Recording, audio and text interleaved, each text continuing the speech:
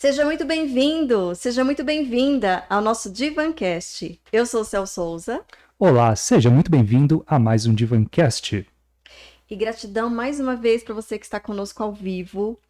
Gratidão para você que também nos assiste, acompanha o nosso conteúdo. Gratidão imensa para vocês. Quer falar alguma coisa, Zig? Você que sempre acompanha o nosso trabalho aqui, deixe o seu like. Esse episódio estará sendo gravado, mas independente disso, a nossa participação estará presente nos chats juntos com vocês. Então participe, interaja com a gente, é muito importante. É um gravado, mas é ao vivo. Estamos aqui com vocês, acompanhando vocês através do chat. Então, os aniversariantes da semana receberão nossos parabéns, como a gente sempre faz, né, Siegfried? Exatamente. Receberam nossos parabéns aí pelo chat. Estaremos conversando, então estaremos juntinhos com vocês, como sempre estamos, todas as terças-feiras, às 19 horas. Isso mesmo. Então, para você que está chegando hoje, que ainda não nos conhece, já se inscreve no nosso canal, deixe o seu like e compartilhe. Compartilhe com as pessoas que você quer bem, compartilhe com pessoas que você sabe que esse conteúdo vai ser importante, vai ser uma sementinha importante e que vai fazer a diferença na vida de alguém. E a gente tem brincado aqui, mas é verdade, não só com quem você quer bem, né? Mas compartilhe com as pessoas que você sabe que precisam, né? Que precisam de um pouco mais de informação, de reflexão, de conhecimento. Se a gente conseguir plantar sementinha com as pessoas feridas, com as pessoas que estão machucadas, a gente também consegue melhorar o nosso mundo também. Exatamente. É isso aí. Mas a gente vai deixar aqui um agradecimento, né, Siegfried, para as pessoas que normalmente nos acompanham aqui ao vivo. Se eu não falar o seu nome, me perdoe, mas a gente vai falar no chat. Se eu não falar o seu nome aqui agora, no chat a gente fala. Então, um beijo, Rose. Beijo, Rosana, Dona Guinalda, Rosinha. Isabel, se você for lembrando de alguém, pode falar, Siegfried. Dona Norma, Dona Normélia. Norma. Toda essa galera que está corriqueiramente com a gente quer agradecer já de antemão. Isso. A Sandrinho, Alexandre, Solange, Helder, Bebela. Gente, um beijo para vocês que vocês estão sempre conosco ao vivo. Dri, Silvia, Margarete, né? Margarete, a Gilda, Dona Leontina, Renilson, Suzy. Lembra de mais alguém, Siegfried? Agora me fugiu a mente. A gente está falando aqui os que convencionalmente sempre estão conosco ao vivo. Mas gratidão imensa. Um beijo no coração de cada um de vocês. Vamos para o nosso bate-papo? Vamos para o nosso bate-papo, sem mais delongas, gente. Essa pessoa aí é sensacional. Essa pessoa, eu vou ter que me segurar, ainda bem que aqui eu não sou psicóloga, que eu posso chorar. Porque no consultório a gente não pode, né? A gente tem que manter essa pessoa é sensacional. A neutralidade. Gente, assim, eu vou me emocionar e eu vou me permitir emocionar, porque assim, é muito lindo. Ixi, já? Nem comecei. A experiência de vida que essa pessoa tem, né? A gente já trouxe aqui algumas pessoas, já trouxemos algumas ONGs. Não tem nada que me impacte mais do que histórias reais de vida. Né? E a gente está trazendo aqui, né, Siegfried, uma história real, muito profunda, recheada de amor, recheada de persistência. E a gente tem muito prazer em apresentar e trazer aqui para vocês no nosso Divancast. Acho que você quer falar alguma coisa, Siegfried. Bom, acho que vamos apresentar a pessoa, porque acho que ela vai, por si só, vai ser uma coisa fantástica. Vai, com certeza. Você apresenta daí? Com certeza. É a nossa querida Natália Garcia. Vou fazer só uma abreviação aqui né, de quem é esse ser lindo aqui, maravilhoso. Ela é mãe por adoção de 4 filhos adolescentes. Então, Natália, muito bem-vinda. Gratidão por estar aqui conosco, compartilhando a sua história. Muito obrigada pela oportunidade, pelo carinho e por permitir que eu divida a minha história com vocês. Seja muito bem-vinda, Natália. Obrigada. E uma ótima sessão. Seja muito bem-vinda. Bom, como que é isso? Mãe por adoção não é de 1, não é de 2, é de 4. Me conta isso. Como que é isso, Natália? Eu sempre quis ter uma família grande, então é basicamente o que eu sonhei, né? Porque é uma família grande, barulhenta. Mas é muito bom, é muito desafiador.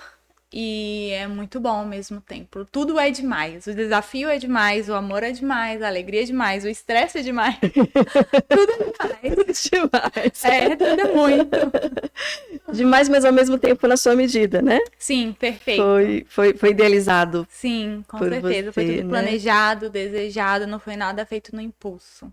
Isso é muito importante, né? Sim. Ser pensado, né? Ser desejado, amado, idealizado, mas também Sim. pensado, né?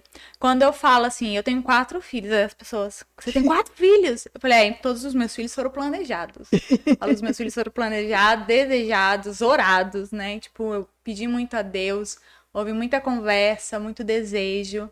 Então, sim, são 4 filhos. Eu sei que no dia de hoje é muito difícil, né, ver uma família assim, mas todos eles foram planejados. E eu acho que a adoção traz essa oportunidade dessa construção, né? Sim. A gente tem tempo para pensar, para refletir, né? Para se preparar, para estudar. Então, eu acho que a adoção, além dela ser muito válida como uma via de maternidade, ela é ali um campo que, se você se permitir, você vai amadurecer muito antes de se tornar mãe, antes de se tornar pai. Não tem os 9 meses da gestação, mas tem o tempo do processo, né? Que é mais. Que é né? mais. No mínimo 1 ano. No mínimo No um mínimo. ano. Assim, um processo bem agilizado, com uma comarca bem organizada, você vai demorar no mínimo 1 ano para entrar no Cadastro Nacional de Adoção. Então, assim, desculpa de que você não teve tempo para se preparar, não tem como, né? Porque infelizmente é burocrático e é demorado. Mas tem esse lado positivo, Sim, né? com Então, assim, o certeza. tempo tem uma função que ela é muito Sim, positiva. com certeza. Né? Eu falo que algumas pessoas falam, ai, mas você tá adotando. Eu falo, gente, quando você gesta, você também tem o seu tempo de gestação. Então, não veja a burocracia como algo negativo. Veja como um momento de você se preparar psicologicamente, financeiramente, emocionalmente, e também de você curtir ali a sua fase que você não tem filho. Porque a gente só percebe a importância de não ter filho quando se tem filho. O seu momento sozinho, o seu momento com o seu cônjuge. A gente só percebe o quanto é importante quando já quase não se tem ali, né? Imagino. E qual foi a sua motivação, né? O que motivou você a partir para adoção? E adoção tardia, então foram 2 escolhas dentro desse processo. A primeira, eu juro que eu não sei. Não sei. Se você perguntasse para mim com 14 anos, eu falava, eu vou adotar. Eu vou ser mãe e eu vou adotar. Não sei, era algo meu, natural. Algo seu. Agora, sobre a adoção tardia, foi quando eu conheci o mundo da adoção, quando eu conheci a realidade que desconstruiu, porque a gente tem aquela ideia de que a mãe tá grávida, aí vai lá, entrega o bebezinho recém-nascido e o abrigo tá cheio de bebezinho recém-nascido, Muito saudáveis, romantizado, perfeitos. Né? E quando você vai a um abrigo, quando você convive, você vê que são crianças emocionalmente destruídas, crianças que não vão ter oportunidades, crianças grandes. E aí foi quando eu falei assim, poxa, são crianças que não vão ter ninguém por elas. E se para mim é algo tão natural amar uma criança que não saiu de mim, por que não deixar em aberto e adotar crianças mais velhas, crianças consideradas inadotáveis pelo sistema? E aí foi assim que o perfil surgiu. E tem exatamente essa nomenclatura, né? Inadotáveis. Sim, inadotáveis. Muitas vezes eu acho que chega a ser irresponsável ou indelicados, mas os próprios profissionais às vezes trazem crianças, trazem perfis, histórias, e eles falam, essa criança é inadotável. Você quer conhecer? Como se fosse, não sei, um objeto. Olha, essa calça jeans está sem botão, então é mais barata. Meio que chega a ser indelicado da parte deles, né? Mas muitos profissionais usam como inadotáveis.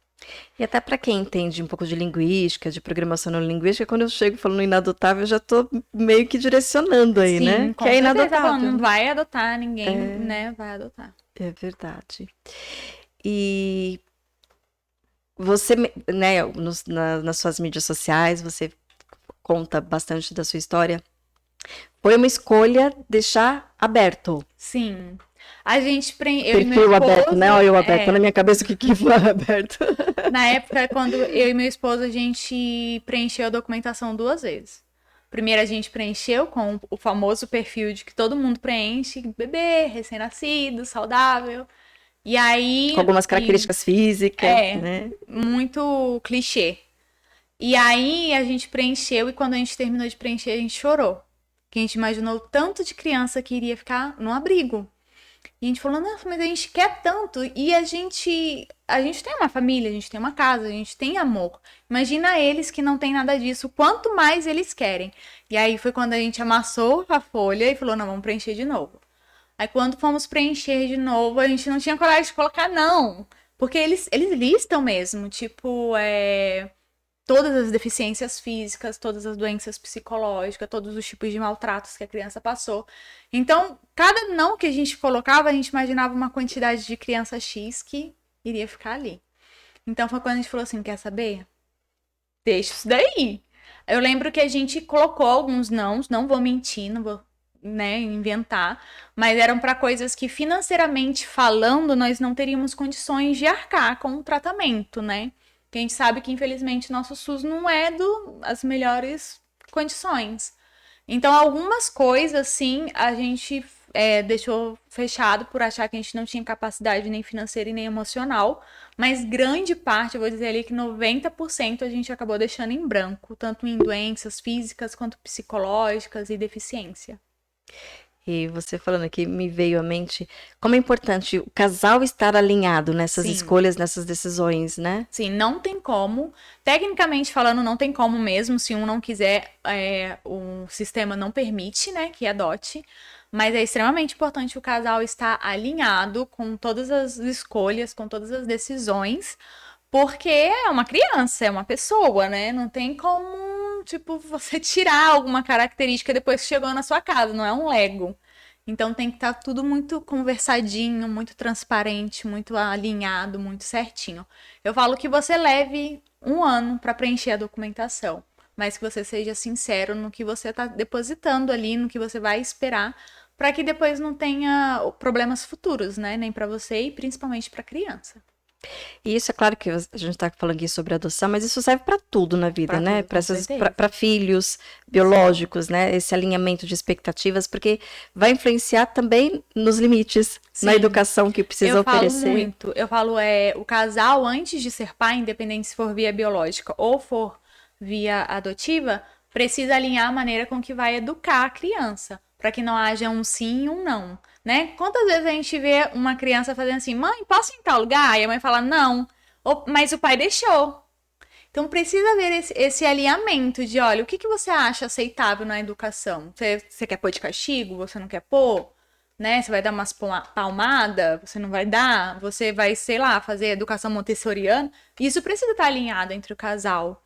Né? Qual que vai ser a rotina? Qual é a minha responsabilidade? Qual é a sua responsabilidade? Isso precisa estar muito bem alinhado, muito bem conversado, e na adoção pesa muito mais, porque você está falando de uma criança que nunca teve nenhum espelho, né, do que é ser família, do que é ter mãe, do que é ter pai, não tem ali uma ideia de disciplina, de educação, então vai pesar mais ainda, é muito mais importante que o casal esteja bem alinhado, bem centrado realmente. Imagino. Sigfried, provavelmente você vai fazer algumas enquetes, né? Vai deixar aqui no chat alguma enquete. E a gente pede para que você participe da enquete, que você faça seus comentários. Pode fazer perguntas. Talvez a gente não responda todas, né? Talvez a Natália não responda, mas... Vamos tentar. Então, já compartilha. Vocês viram que o papo aqui é quente hoje.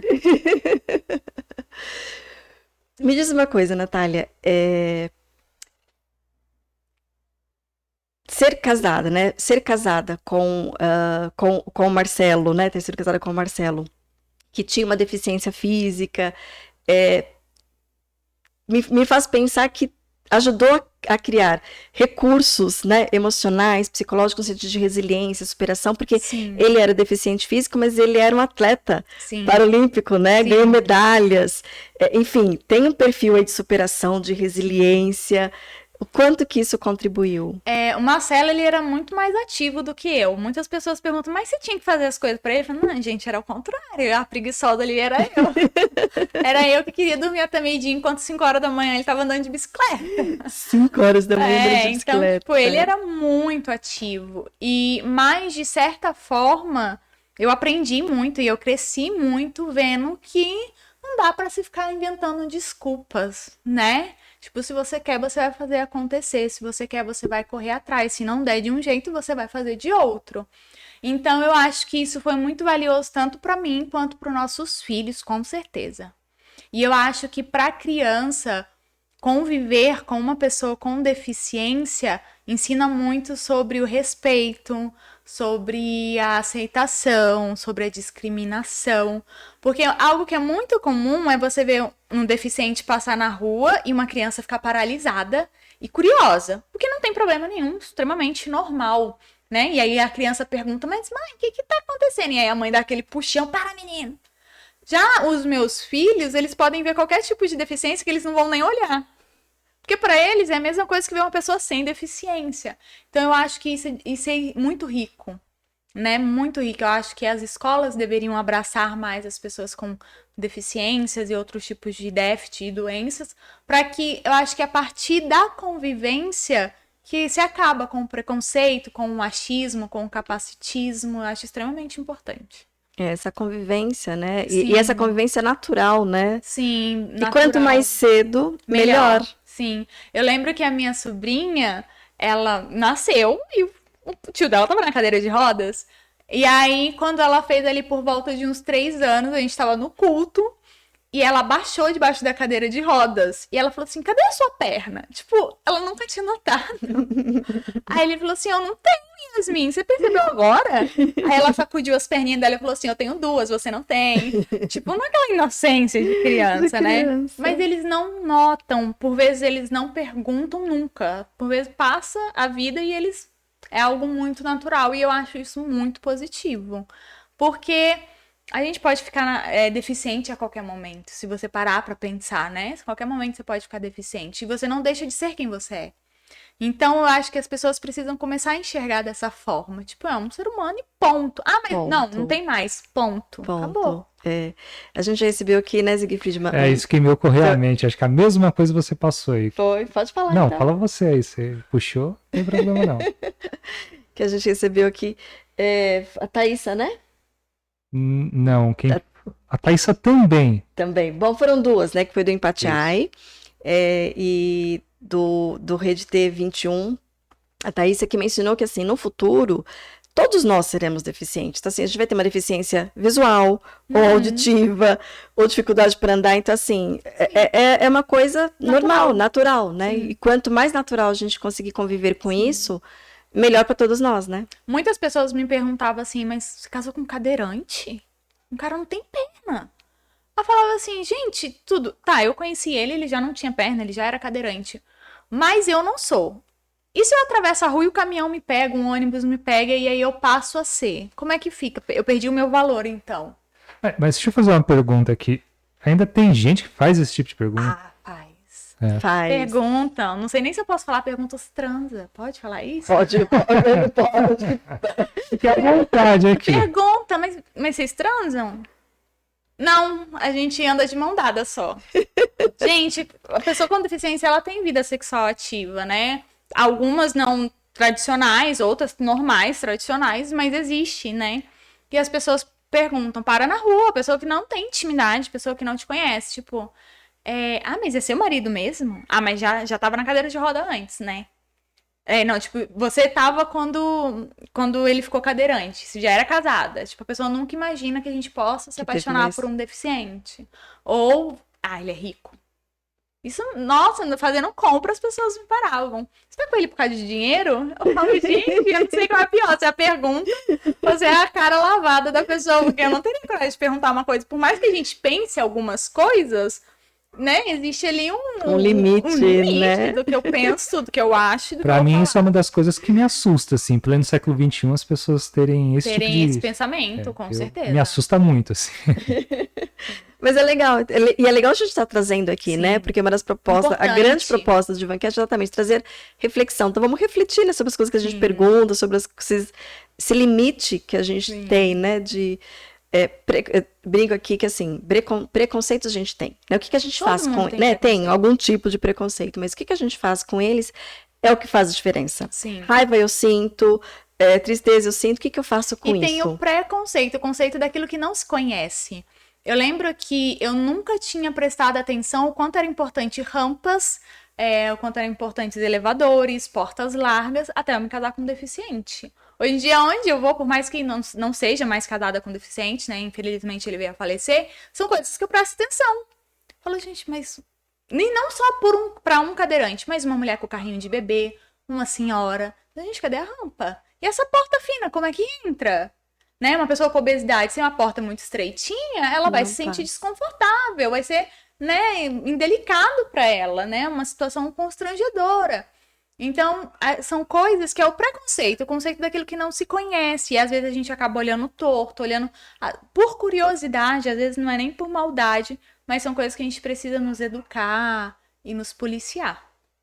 Isso é importante, muito importante, né? E legal você também estar dizendo isso, como a nossa percepção, ela muda a partir da nossa vivência. Com certeza. Né? E tem duas formas mais importantes aí de aprendizado, que ou é a gente passando pela experiência, ou convivendo com alguém que passou, né? Então, tem uma terceira aí que é vocês assistindo, né? Nosso Divancast, ou os canais dela, depois está no link da descrição e depois ela vai também falar. Para tornar isso mais real, mais palpável, né? Porque fica muito distante, fica muito lá, né? Sim. Quem não convive. A verdade é que o número de pessoas com deficiência é muito grande. Eu não lembro agora de cabeça, mas é muito grande. Porém, eles mesmos têm preconceito com eles, e aí é onde eles não saem na rua, e aí a gente não vê, não convive, né?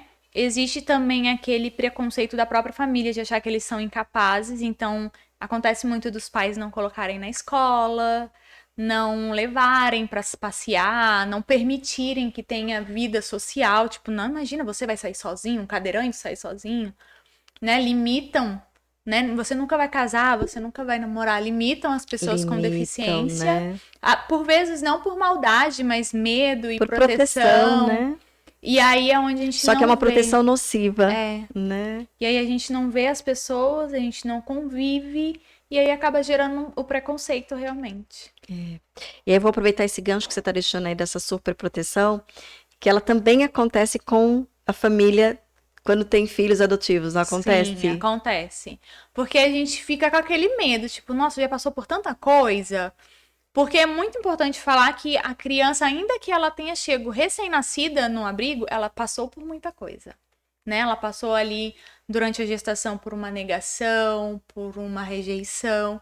Então, sempre vai existir algo nela, uma história, uma cicatriz negativa. Então, existe essa superproteção que a gente fica, ai, mas já sofreu, ai. Eu mesmo tenho algumas, né? Medo de deixar meus filhos saírem sozinhos e eles não saberem se virar e as pessoas se aproveitarem, porque eles ficam muito trancados no abrigo. Então, eles não têm algumas maturidades que crianças, né, teriam, por já aprender a ir pra escola sozinho, fazer as coisas sozinho.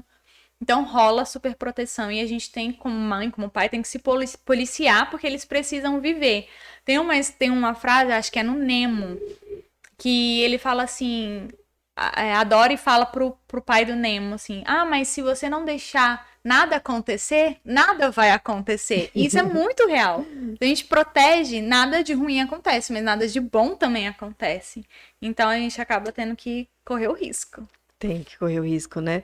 E eu até acrescentaria aqui que acontece, né? Porque assim, vão acontecer perdas, Sim, vão acontecer... A vida acontece. A vida acontece, Sim. né? Acaba tornando mais despreparado para lidar com essa vida acontecendo. Mas a gente entende que é meio que tentar compensar, né? Sim. É uma tentativa de compensar. A gente só precisa entender isso, que assim, é muito... bonito, né? É bacana de se ver a intenção. Sim, né? Mas é muito limitante. Mas é muito limitante. E o mais prejudicado acaba sendo a criança, né? Com certeza.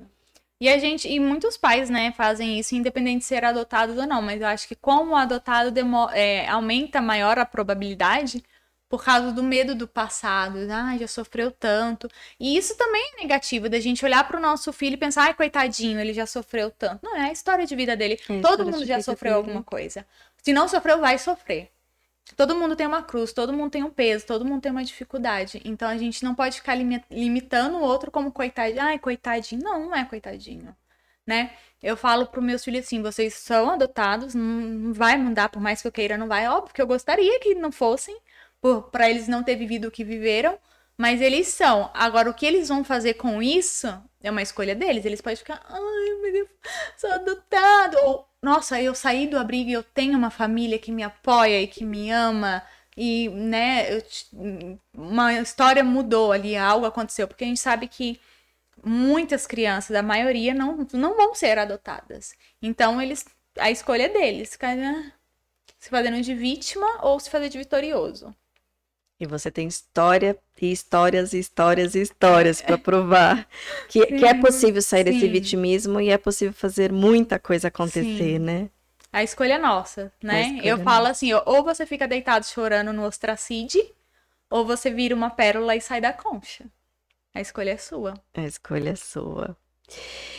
Tem muitas pessoas que, quando a gente conversa sobre adoção, ou ouve, né, essas histórias que a gente ouve por aí, do grande receio que tem com essa adoção tardia, né, por serem crianças um pouco mais velhas. Uhum. Óbvio que deve ser mais desafiador. Com certeza. Mas a experiência que você tem é que, assim, é possível, né, o desafio... Mas é possível lapidar, é possível Sim, com certeza. Dar amor, né? Uhum. Eu falo assim que é muito comum a gente ver histórias de superação de pessoas que cresceram na favela ou cresceram no tráfico. E aí cresceu, se envolveu, às vezes foi presa, às vezes se envolveu em coisas muito ruins. E lá na frente a vida mudou totalmente. E aí todo mundo acha isso lindo. Mas quando se fala de uma criança que está abrigada, ninguém acha bonito. Fala, imagina, vai me dar muito trabalho. Mas se a gente consegue olhar para um adulto, né, e acreditar que ele pode mudar, por que não uma criança e um adolescente que ainda está sendo formado, que não sabe de nada? Eu falo assim, gente, é tão simples, é só você olhar para o seu eu de 10 anos atrás, o quanto que você mudou.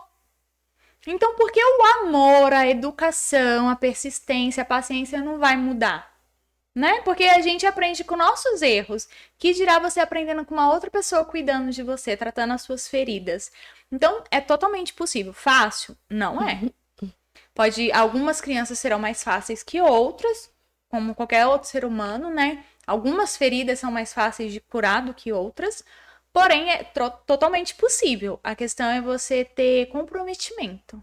A partir do momento que você fala, não, eu vou fazer, vai dar certo, eu quero, e não voltar mais atrás. O problema é que as pessoas voltam muito atrás, e não só na maternidade, mas em tudo, né? As pessoas não são consistentes. Nossa, você tocou um ponto importantíssimo. As pessoas estão voltando atrás em tudo mesmo. Em tudo. Muitas pessoas falavam assim pra mim, nossa, Nath, você é tão novinha, casou, já tem 14 anos de casada, e eu sempre falava que eu iria envelhecer com meu marido. E eu falava assim, porque eu acredito em consertar as coisas. Se a coisa tá quebrada, você conserta.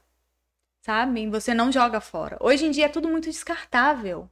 Ai, meu filho tá aprontando, põe pra fora de casa. Você é adotado, devolve pro abrigo. Meu casamento não deu certo. 1 ano. Separa. Não, gente. Faça dar certo. Imagina que você não tem a opção de desfazer. Não existe essa opção. Você vai viver o resto da vida com a pessoa te implicando ali, te dando trabalho, ou você vai dar um jeito de fazer aquilo ali funcionar? Isso é muito real. Muito. Sabe? Eu falo, é igual parafuso espanado. Ou você deixa ele lá quieto, ou você vai ficar o resto da vida girando. Então, qual é a sua escolha? Sabe? Eu falo assim, gente, eu fui casada há 14 anos. 7 anos foi ajuste. 7 anos não dava certo. Eu olhava e falava, meu Deus, o que é que eu tô fazendo nesse casamento? Não tá dando certo. Mas a gente era novo, a gente era imaturo, não sabia o que era ser marido, o que era ser esposa. Só que a gente tinha um desejo em comum. A gente queria que desse certo. Então, foi 7 anos difíceis? Foi. Para que a gente tivesse 7 anos muito bons. E foi a mesma coisa na maternidade, né? Eu lembro que foi 2 anos ali, na minha primeira adoção, extremamente difícil, que eu olhava e falava, Deus, eu não vou dar conta. Esses meninos não vai ter jeito. E aí, no dia seguinte, eu respirava, enxugava as lágrimas e bora pra frente. E hoje eu olho e eu tenho muito orgulho das pessoas que eles estão se tornando. Falo, olha, os bichinhos, é inteligente, é educado, é bom. Mas não foi assim. E muitas pessoas falam pra mim, eu quero adotar um igual o seu. Falei assim, então, né, gente? Mas não tava assim, não. Tava catarrento, piolento, craquento, todo machucado, mal educado, boca suja. Não veio assim pra mim. Vocês estão vendo agora bonitinho. Porque eu escondia. Quando não tava ruim, eu escondia. Os outros falavam assim, como assim você escondia? Eu falei, não, eu escondia. Você sabe por quê? Pra ninguém tratar mal. Não era porque eu tinha vergonha. Mas eu sei que as pessoas não iam entender. Pro de fora era só uma criança pirracenta, era só uma criança mal educada, era só uma criança ignorante, agressiva. Quando eu sabia que não, que existia uma história por trás. Então, eu deixava eles reclusos. Quando eu percebi que eles sabiam conviver na sociedade, foi quando eu levei eles para a sociedade. E isso a gente ensina e aprende. Sim, com certeza. É via de mão dupla. Eu amadureci muito, eu cresci muito. Eu não cometi erros com a minha última filha que eu cometi com os primeiros, né? Porque eu amadureci, eu vi que tinha coisas que eu podia ceder, que tinha coisas que eram fases, que tinha coisas que eu precisava brigar e que eu não tinha brigado. Então, todo mundo aprende. É questão realmente de comprometimento, de aliança. Sabe? De não, vai dar certo. Se não der certo, vai dar, porque vai ter que dar, não tem opção de não dar certo. Eu vou fazer dar certo. Nossa, isso é muito importante, né? Ter um objetivo, né? Ter um lugar onde deseja chegar. Sim. E você olhar lá na frente. É. E tem algum ou alguns que você tenha, que você consiga mensurar ou descrever que de mais desafiador para você nesse processo aí de adoção, de mãe? Tem, Nossa, né? Natália, sobe só um pouquinho o microfone. Pelo braço, isso. Vai ficar mais um pouquinho, isso. Tá bom? Sim. Eu lembro, eu era bem novinha quando eu adotei, eu acho que eu tinha 24 ou 25 anos. Aí eu era uma menina que de repente ficou com 2 filhos grandes, um de 9 e outro de 6. Porque você a primeira adoção já foi foram tardia. 2. Tardia e 2. E aí o mais novo tinha TDAH, eu nunca tinha ouvido falar em TDAH. Eu não entendi, você adotou os dois nos mesmos que eles são irmãos biológicos, aí eu fiquei com os 2, né? Não ia separar eles. Sim. Aí peguei, tá? E aí o mais novo tinha TDAH, eu não fazia a mínima ideia do que era TDAH.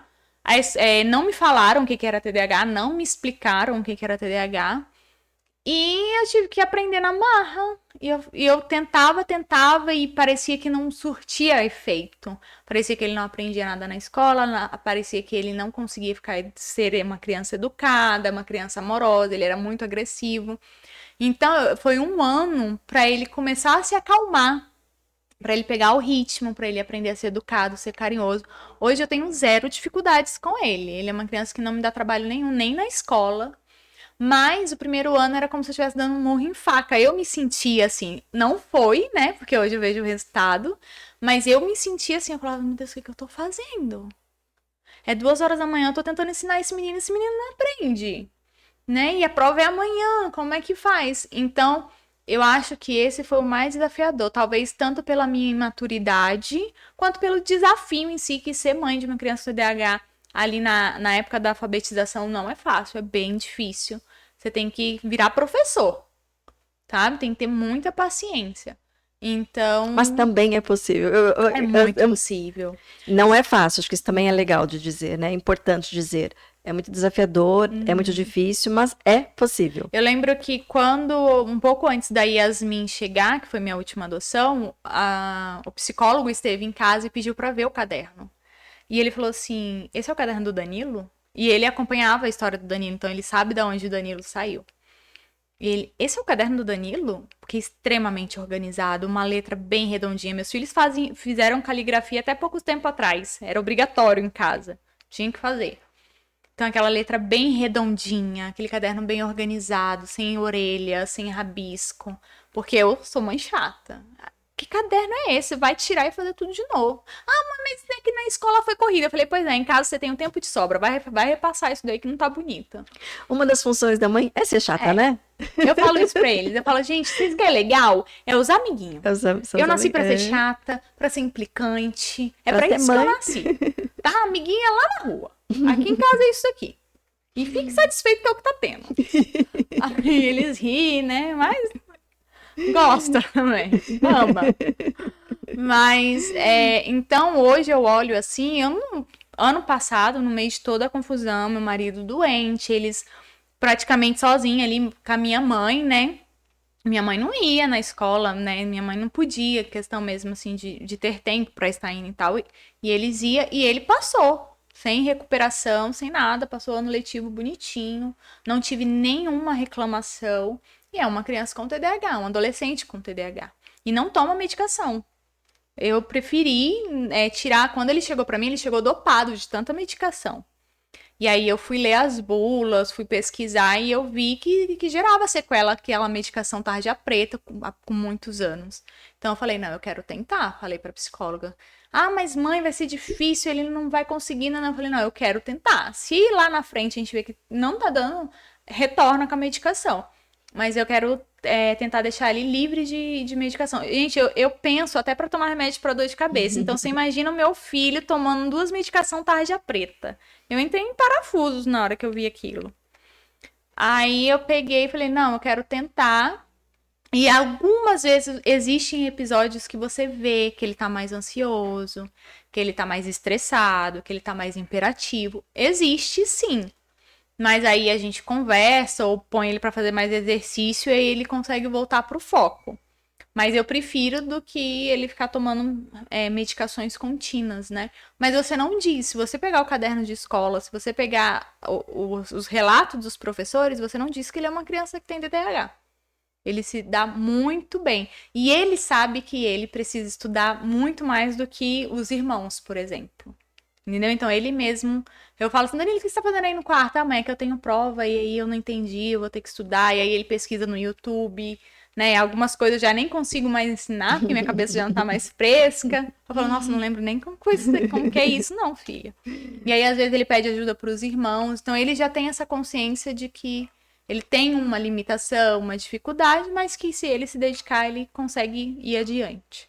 E como isso pode fazer uma grande diferença, né? Então, assim, se eu tenho alguma questão, seja TDAH ou seja qualquer outra coisa. E todo mundo tem uma questão. Todo mundo tem, Todo né? mundo. Exato. Mas que eu preciso estudar mais, ou eu preciso ler mais, ou eu preciso fazer mais exercício físico, ou eu preciso tomar mais água, o que quer que seja, né? Eu tenho que fazer. Tem que fazer. Eu sempre falei pra ele, desde que ele era pequenininho.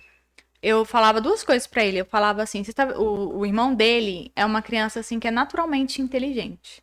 Se você ensinar isso pra ele agora, meia hora depois ele tá fazendo melhor do que a pessoa que ensinou. É natural pra ele. Eu falo, menino, você vai pra Harvard. Porque é natural. Sabe, ele não faz esforço, ele não estuda. Ele bateu o olho, ele aprendeu, e é qualquer coisa. E eu falava muito pra ele, eu falei, você tá vendo como é o seu irmão? Você tem a mesma capacidade dele. A mesma. Porque você foi feito pelo mesmo Deus. A diferença é que você precisa se dedicar um pouquinho mais. Assim como a mãe precisa se dedicar em algumas coisas. Mas a capacidade, o funcionamento é o mesmo. É questão de você se dedicar, de você se esforçar. E eu falava pra ele, você tem TDAH, você não é o TDAH. Então não vai ficar, eu não consigo, porque... Não. Você não consegue porque você não tá estudando direito. Vai estudar mais, estuda mais 2 horas que aprende. Aí fazia bico, achava que tava sendo maltratada. Dá botar pra estudar muito. O outro não estuda tanto. Mas o outro não tem a dificuldade que você tem, meu filho. Tem que estudar. Nada que mais 2 horas estudando não resolva. Mas fica um pouco. Você já entendeu? Não. Eu falei, então por que você tá levantando na cadeira?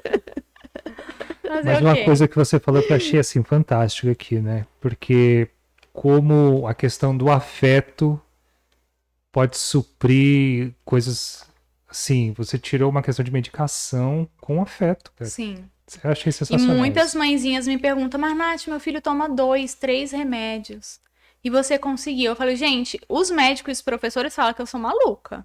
Fala que eu não deveria fazer isso. Muita gente fala pra mim, mas tá errado. Você não deveria tirar a medicação. Mas ele tá bem sem a medicação. Se ele precisar, eu não tenho problema em voltar com a medicação. Mas eu achei um absurdo uma criança de 6 anos tomar 4 comprimidos tarja preta. Falei, gente, peraí, tem alguma coisa errada. Principalmente se ele levando em consideração o histórico psicológico daquela criança. Existem mais fatores, né? E eu não sou muito a favor de medicação, assim, fortes e contínuas e tal. Então eu falei, não, eu quero tentar. Eu lembro que o primeiro ano ele tomou medicação comigo. Aí o segundo ano eu já pedi pra tirar, fizemos desmame, tudo bonitinho. Ele fez terapia. E aí Até que liberou mesmo e parou. Não foi fácil. Nossa, dava muito trabalho, muito. Uma parada também consciente, né? Sim. E planejada, e Sim. estudada, E e ele era acompanhada. viciado. Ele pedia, quando a gente começou a tirar a medicação, ele falava assim, tá na hora do meu remédio. Então você viu quanto aquilo ali tava, né? Tipo, a gente sabe que a medicação tem os lados positivos, mas ela também é uma droga. Então eu acho que se existe a possibilidade, eu acho que o ideal é abrir mão. Eu falo isso pra toda mãe que me procura. Falo, gente, não aceita qualquer diagnóstico logo de cara. Leva seu filho em vários médicos, em vários psicólogos. Por vezes, não sei nem se eu deveria falar isso, mas por vezes o abrigo peca nisso. Mete medicação para a criança ficar quieta. Dá diagnóstico que não era para dar. Né? Porque o profissional, o médico, o psicólogo, ele vai trabalhar com aquilo que ele recebe, com as informações que ele recebe. Então, se o abrigo ir lá e falar, a criança é terrível, ele vai acreditar que a criança é terrível. Né? E aí você vê assim, o abrigo tem 20 crianças, 15 tem TDAH, 15 tem autismo. Como assim, gente? O que tá acontecendo? Tem alguma coisa errada. Tem alguma coisa estranha aí, né? Então, eu falo, é muito visível que meu filho é hiperativo, que ele tem déficit de atenção, é uma coisa que você observa. Você fala assim, ele fala assim, mãe, eu vou tomar banho. Do quarto pro banheiro, ele já parou e está assistindo filme, já esqueceu. Então você vê, aí eu falo, Danilo, você não ia tomar banho? Ele, é verdade. Com a toalha no ombro. Então, é visível? É. Mas é uma coisa que dá pra controlar, sim. Algumas pessoas, obviamente, algumas pessoas precisam sim da ajuda do medicamento. Mas ele tem conseguido levar bem sem isso. Que entra aquela individualidade, né? Ninguém é igual, nenhum, né? Tem as suas peculiaridades. Mas uma coisa que me chama a atenção é que, assim, você tirou o remédio, mas vocês se colocaram. Sim. Né? Existe a rotina. Estar estudando com o filho às 2 horas da manhã... Sim. Tem alguma coisa diferente aí nessa história. Eu falo muito isso. Eu falo, mas Nath, como é que você conseguiu ensinar o seu filho? Eu falo, gente, a rotina de estudo. Os meus filhos, eles têm rotina de estudo até hoje. Eles estudam pro Enem já com 15 anos. Eles têm que estudar todo dia 1 hora pro Enem. Eles fazem 1 hora de inglês, eles fazem 1 hora de matemática. Então, tipo, mas é férias. Tá, mas o cérebro entrou em férias? Como é que faz? Vai voltar pra aula. A vida entrou em férias, né? Falei, vai voltar pra aula e não vai lembrar mais de nada. Como é que faz? Não, tem que estudar. Então, lá em casa existe a rotina. Óbvio que eles ficam na televisão, no videogame, eles vão pra rua. Eu vim pra cá, o mais velho falou assim, posso ir na rua jogar bola? Falei, pode. Porque eu tenho certeza absoluta que ele fez as obrigações dele. Entendeu? Eu conheço, eu sei. Mas lá em casa, férias ou não, sábado ou não, tem horário de estudo, tem horário de leitura, tem que ler todos os dias. Aí as pessoas falam assim, mas seus filhos leem tão bem. Mas quantos livros você compra pro seu filho no ano? Quanto tempo ele passa lendo? Ou ele passa lendo só ali no celular? Uma coisa que choca as pessoas que eu falo assim, gente, meus filhos não têm celular. Eu falo, como assim seu filho não tem celular? Eu falei, mas meu filho tem 14 anos, eu levo, eu busco, pra que ele precisa de celular? Ele tem videogame. Que aí eu consigo ver o que tá jogando. Mas é que... uma vez me falaram assim, mas aí ele não vai aprender a ser informatizado. Aí eu chamei o filho dessa pessoa, que tinha 18 anos, e eu falei, faz um currículo. Mas aonde que faz, tia? Falei, então ele não é informatizado. Ele entende de Facebook e Instagram. Ele não sabe nem onde fica o Word. Então, existe uma diferença ali. Eu cresci sem celular, provavelmente você também. Também. E não morreu. Não. Né? Então, a minha mais velha tem celular e agora o de 15 vai ganhar celular também, porque ele tem mostrado muita responsabilidade, amadurecimento. Então, eu sinto que pode entregar ali um celular na mão dele. Mas as crianças estão viciadas na tela. Né? Não fazem mais... meu filho não lava uma louça, meu filho não limpa o quarto, meu filho não estuda. Meu filho fica o dia inteiro com o celular. Seu filho trabalha? Não, então como que ele comprou o celular? Eu tenho umas questões assim, sabe?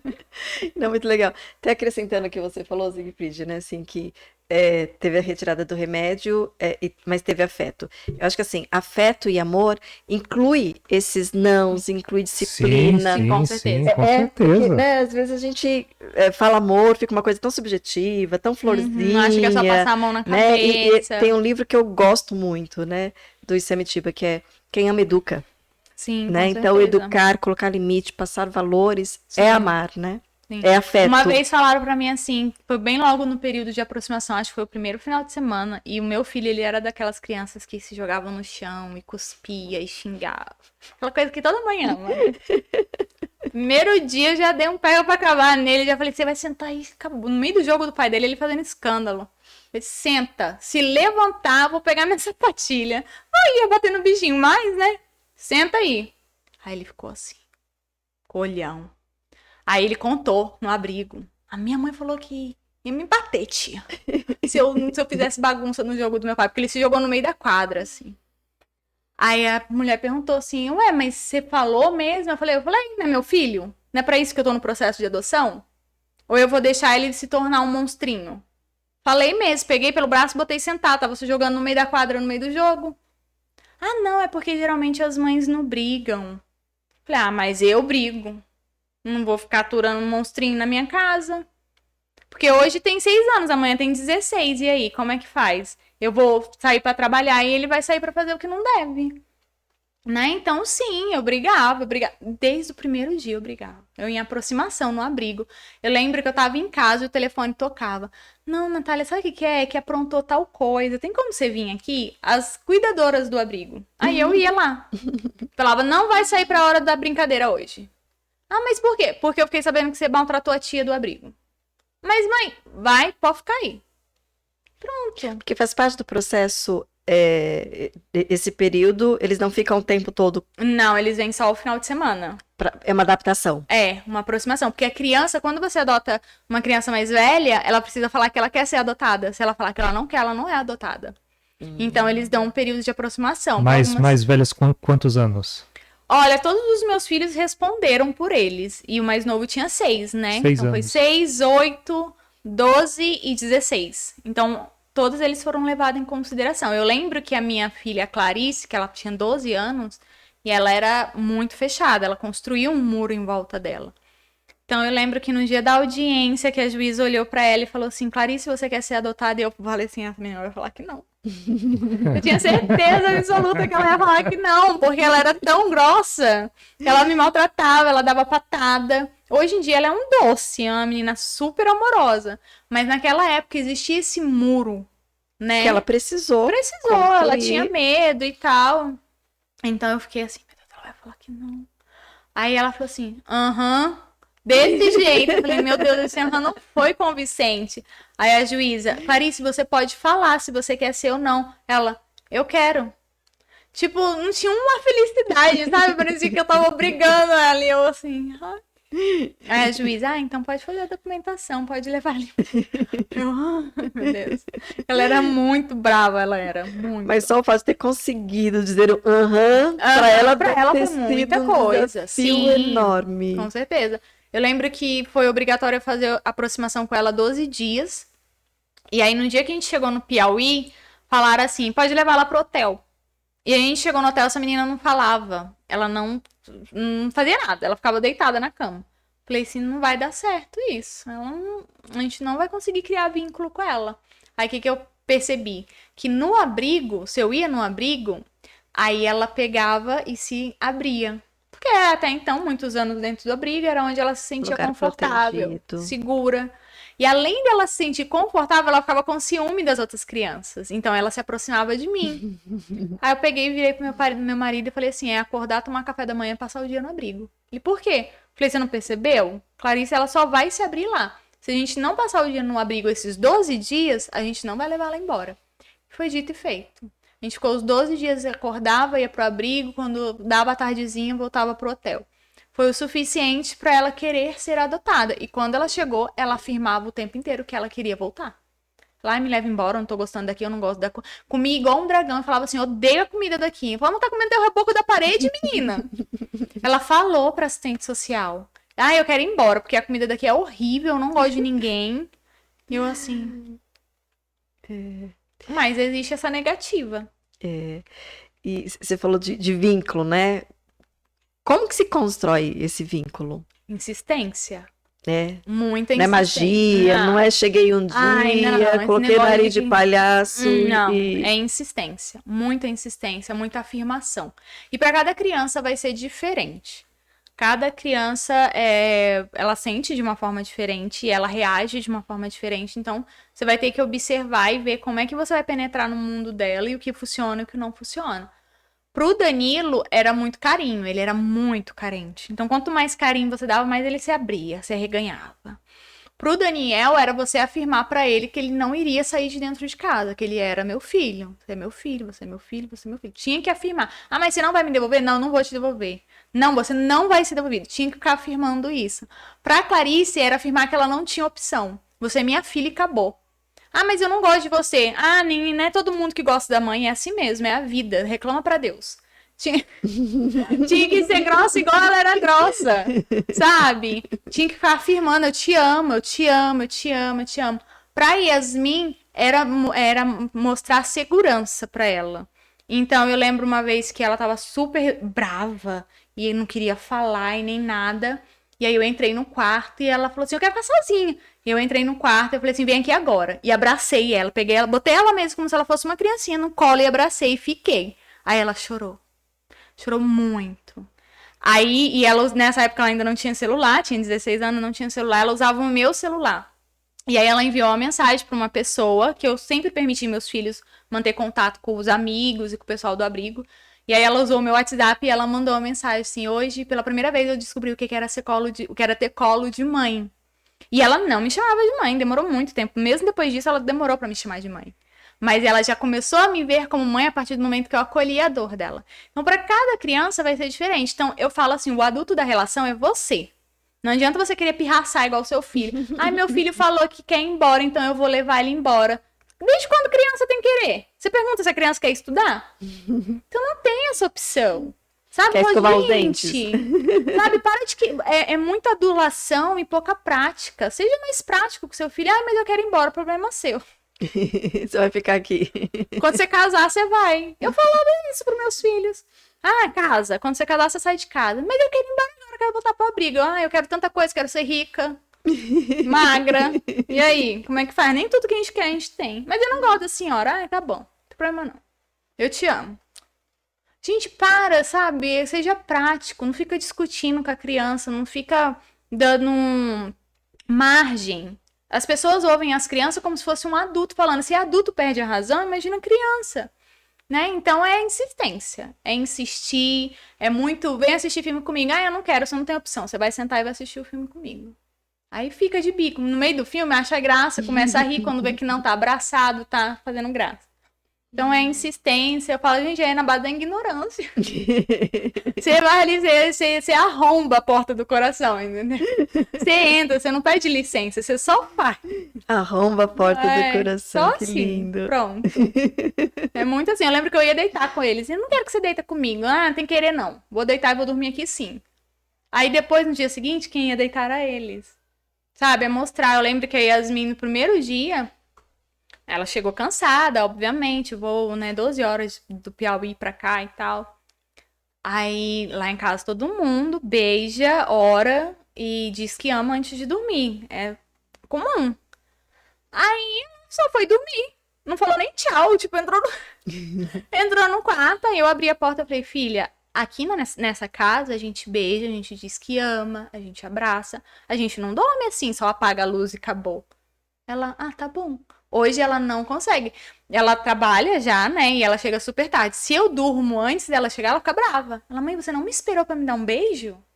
Hoje ela já aprendeu que isso é uma demonstração de amor, de respeito e tal. É algo natural pra ela. Mas não se sabia, né? Então eu tive que ir lá e falar, ei, não é assim aqui. Teve que ensinar, né?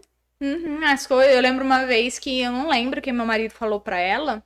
E ela ficou brava. E eles se batiam muito de frente no começo. Muito. Porque ele achou que ela ia reagir como os outros que eram mais novos, né? Mais carente. E não, ela já era uma adolescente. Adolescente é chato por si só. Então eles ficavam batendo de frente um com o outro. Testa muito limite, né? Sim. O adolescente. E aí eu lembro uma vez que eu prestei atenção e ela passou o dia inteiro sem falar com o pai dela. Eu abri o quarto e falei assim, você vai levantar agora dessa cama e vai pedir desculpa pro seu pai. Porque ele é seu pai, ele não é seu amiguinho que você deixa de falar. Então, emburrado ou não, ele é o seu pai. Você vai levantar e você vai pedir desculpa e você vai resolver essa situação com ele. Você pode ficar chateada, você pode ficar decepcionada, triste, mas deixar de falar não, porque ele é o seu pai. E ele brigou com você porque tinha motivo. Aí ela levantou brava, empurrada comigo, mas levantou. Nunca mais isso aconteceu. Ela entendeu que emburrado não. Às vezes ela tá brava comigo, ela me dá um beijo, parece que vai furar minha bochecha. Boa noite. Aquele beijo duro, seco, sabe? Mas não. Mas entendeu que não se dorme brigada, não tem como. Você não sabe o dia da manhã. Falo muito isso pros meus filhos, a gente tá vivo hoje. Pode ser o seu último beijo, o seu último eu te amo, o seu último perdão. Então perdoe, diga que ama, abraça. Ah, mas meu irmão é chato, todo irmão é chato. Ah, mas minha mãe é chata, toda mãe é chata. Família é chato. Família não funciona muito bem. Não existe família Doriana. É o que a gente tem. É o que a gente tem. Grandes dicas aí de educação infantil, né? Ah, sensacional. Sensacional. O pessoal fala assim, ai, Natália, você deve ser tão boazinha, tão mansinha. Eu falei, gente, eu sou um pouquinho de ignorância. Eu amo na base da ignorância. Essa é a verdade. Eu sou amorosa, mas eu sou muito reta, sabe? Eu não fico dando brechinha.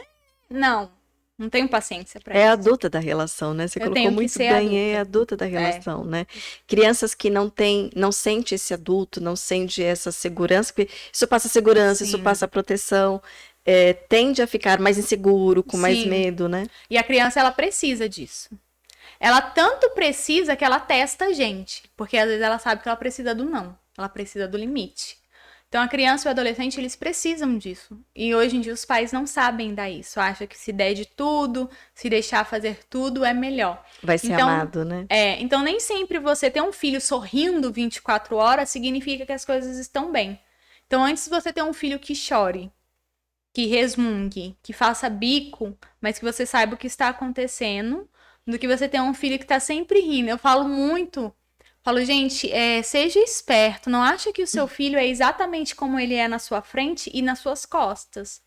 Porque ele sabe até onde ele pode ir com você. Então, às vezes na internet, às vezes na escola, num grupinho de amigos, ele é totalmente diferente do que você acha que você está criando.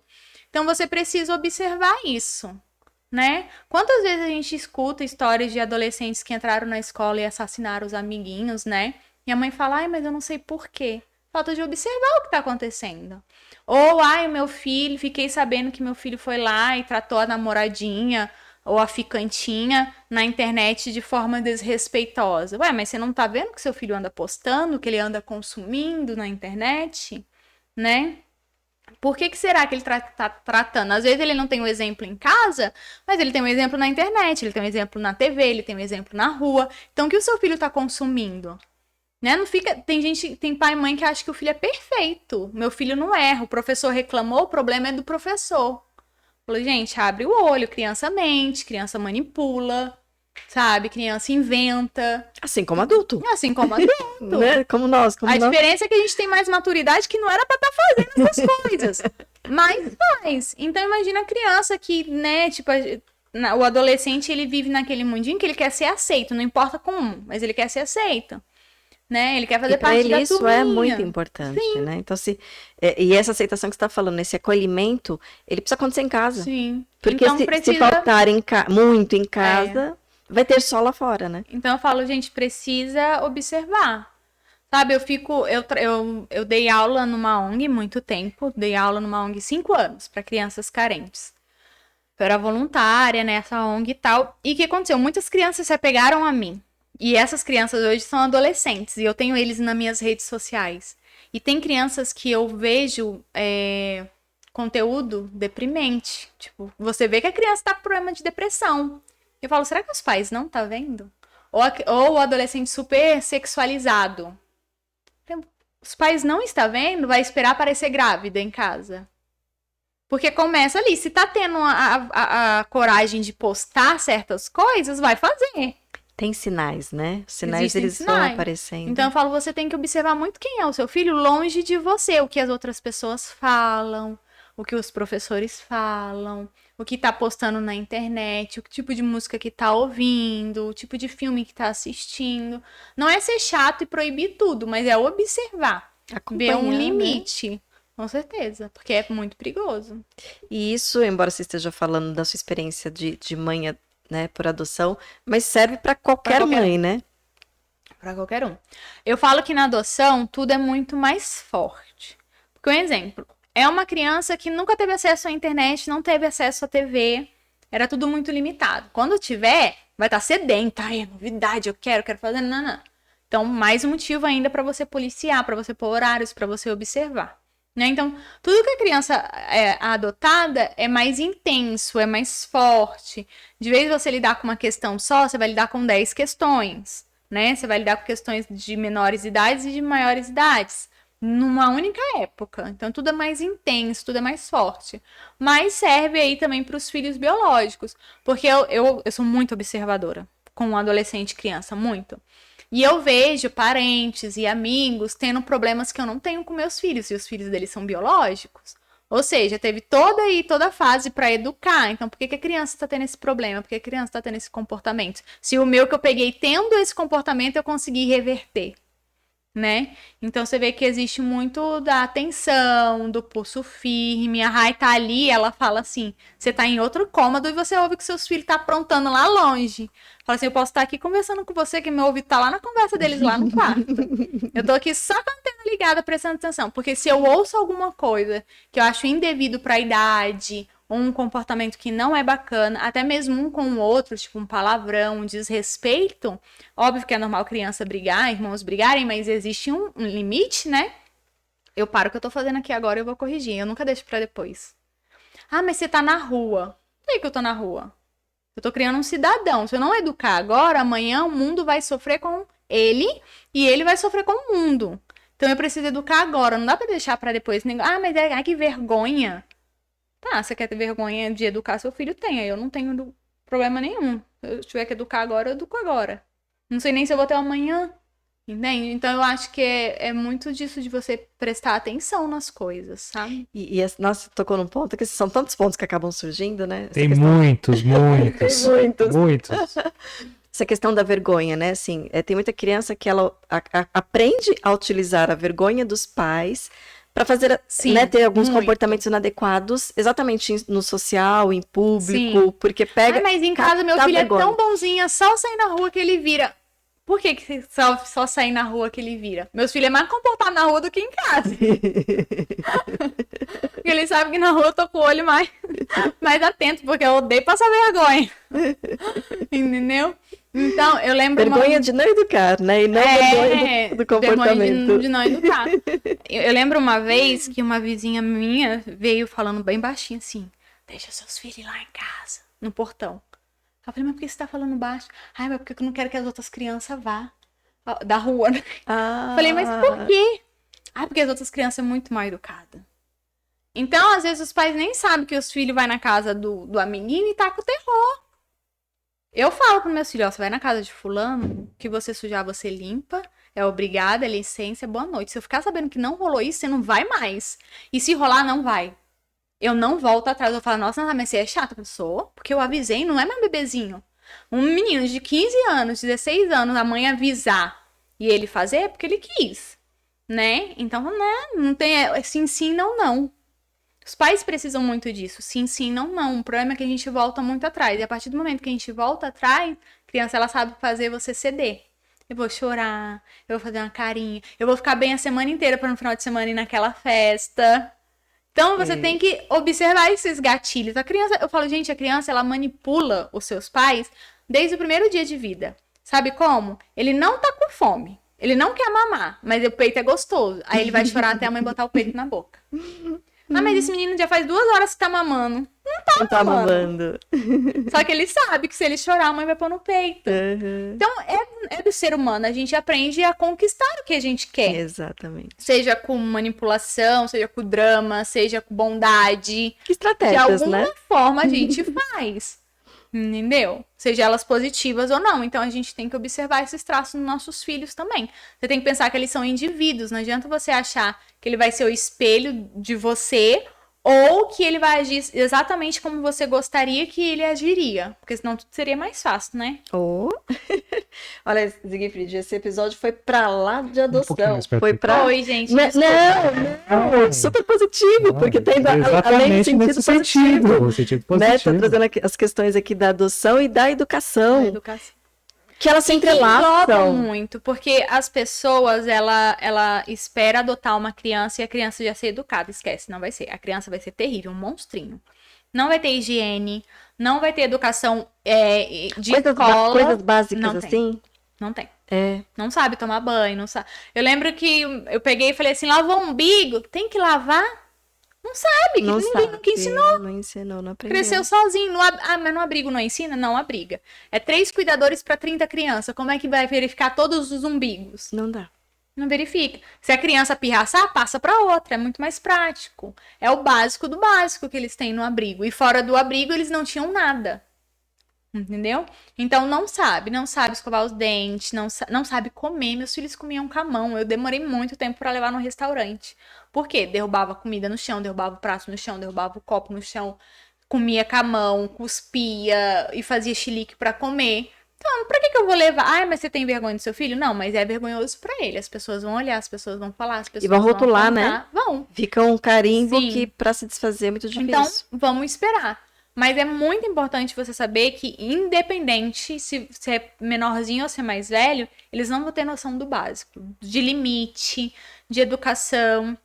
Algumas crianças não vão para a escola até chegar na sua casa. Então, você tem que entender que eles não vão saber ler. Eu já vi crianças de 15 anos que não sabia ver cores. Porque não teve acesso educacional, não teve acesso à escola. Uhum. Então, você falava assim, o que é azul? Ele não sabia, ele falava, tia, eu não sei. E não sabe mesmo. Não sabe. Então, Mas se aprende, que se lindo aprende, isso. Se aprende. Todos os meus, tirando a Yasmin, de 16 anos, que era algo dela assim, muito estudiosa, porque na cabecinha dela, ela nunca seria adotada. Então ela falava, deixa eu estudar, porque senão eu vou cair na prostituição, nas drogas, no mundo. Porque fez 18 anos, sai do abrigo, acabou. Se vira. Então ela era estudiosa. Mas todos os outros 3 chegaram em casa sem saber ler, sem saber escrever, sem saber fazer continha, nada. Eu tive que ensinar, né? Ensinar mesmo, e é muito cansativo, é muito estressante. Eu não tenho jeito pra ensinar. Eu ensino porque é minha obrigação. Muita gente fala assim, por que você não faz psicopedagogia? Por que você não vira professora? Eu falo, gente, imagina, nunca. Eu com 30 alunos... Não, já tentei, já fiz isso. Era uma vez por semana e eu chegava louca em casa. Eu não tenho nenhum time. Eu faço com meus filhos porque é minha obrigação. Eu sei o futuro que eu quero que eles tenham. Mas é extremamente importante você entender que a criança ela vai chegar sem saber o básico. Não sabe escovar os dentes, não sabe comer, não sabe limpar o bumbum. Não sabe bater na porta. E Yasmin tinha 16 anos... Tinha que brigar com ela. Minha filha se bate na porta antes de entrar, principalmente do quarto da mãe e do pai. Não tem como você entrar 2 horas da manhã invadindo o quarto. Ai, mãe, tá bom. Falei, qualquer dia você vai ver o que não deve. Qualquer dia você vai ver o bumbum do seu pai exposto. Ela é? Não, mas, né, tipo, não dá pra trocar na frente do seu irmão, minha filha. Não se troca. Ah, mas daqui no abrigo todo mundo troca. Não, mas não se troca de roupa na frente do irmão, do pai. Não, vocês já são grandes, né? Então você tem que ensinar tudo.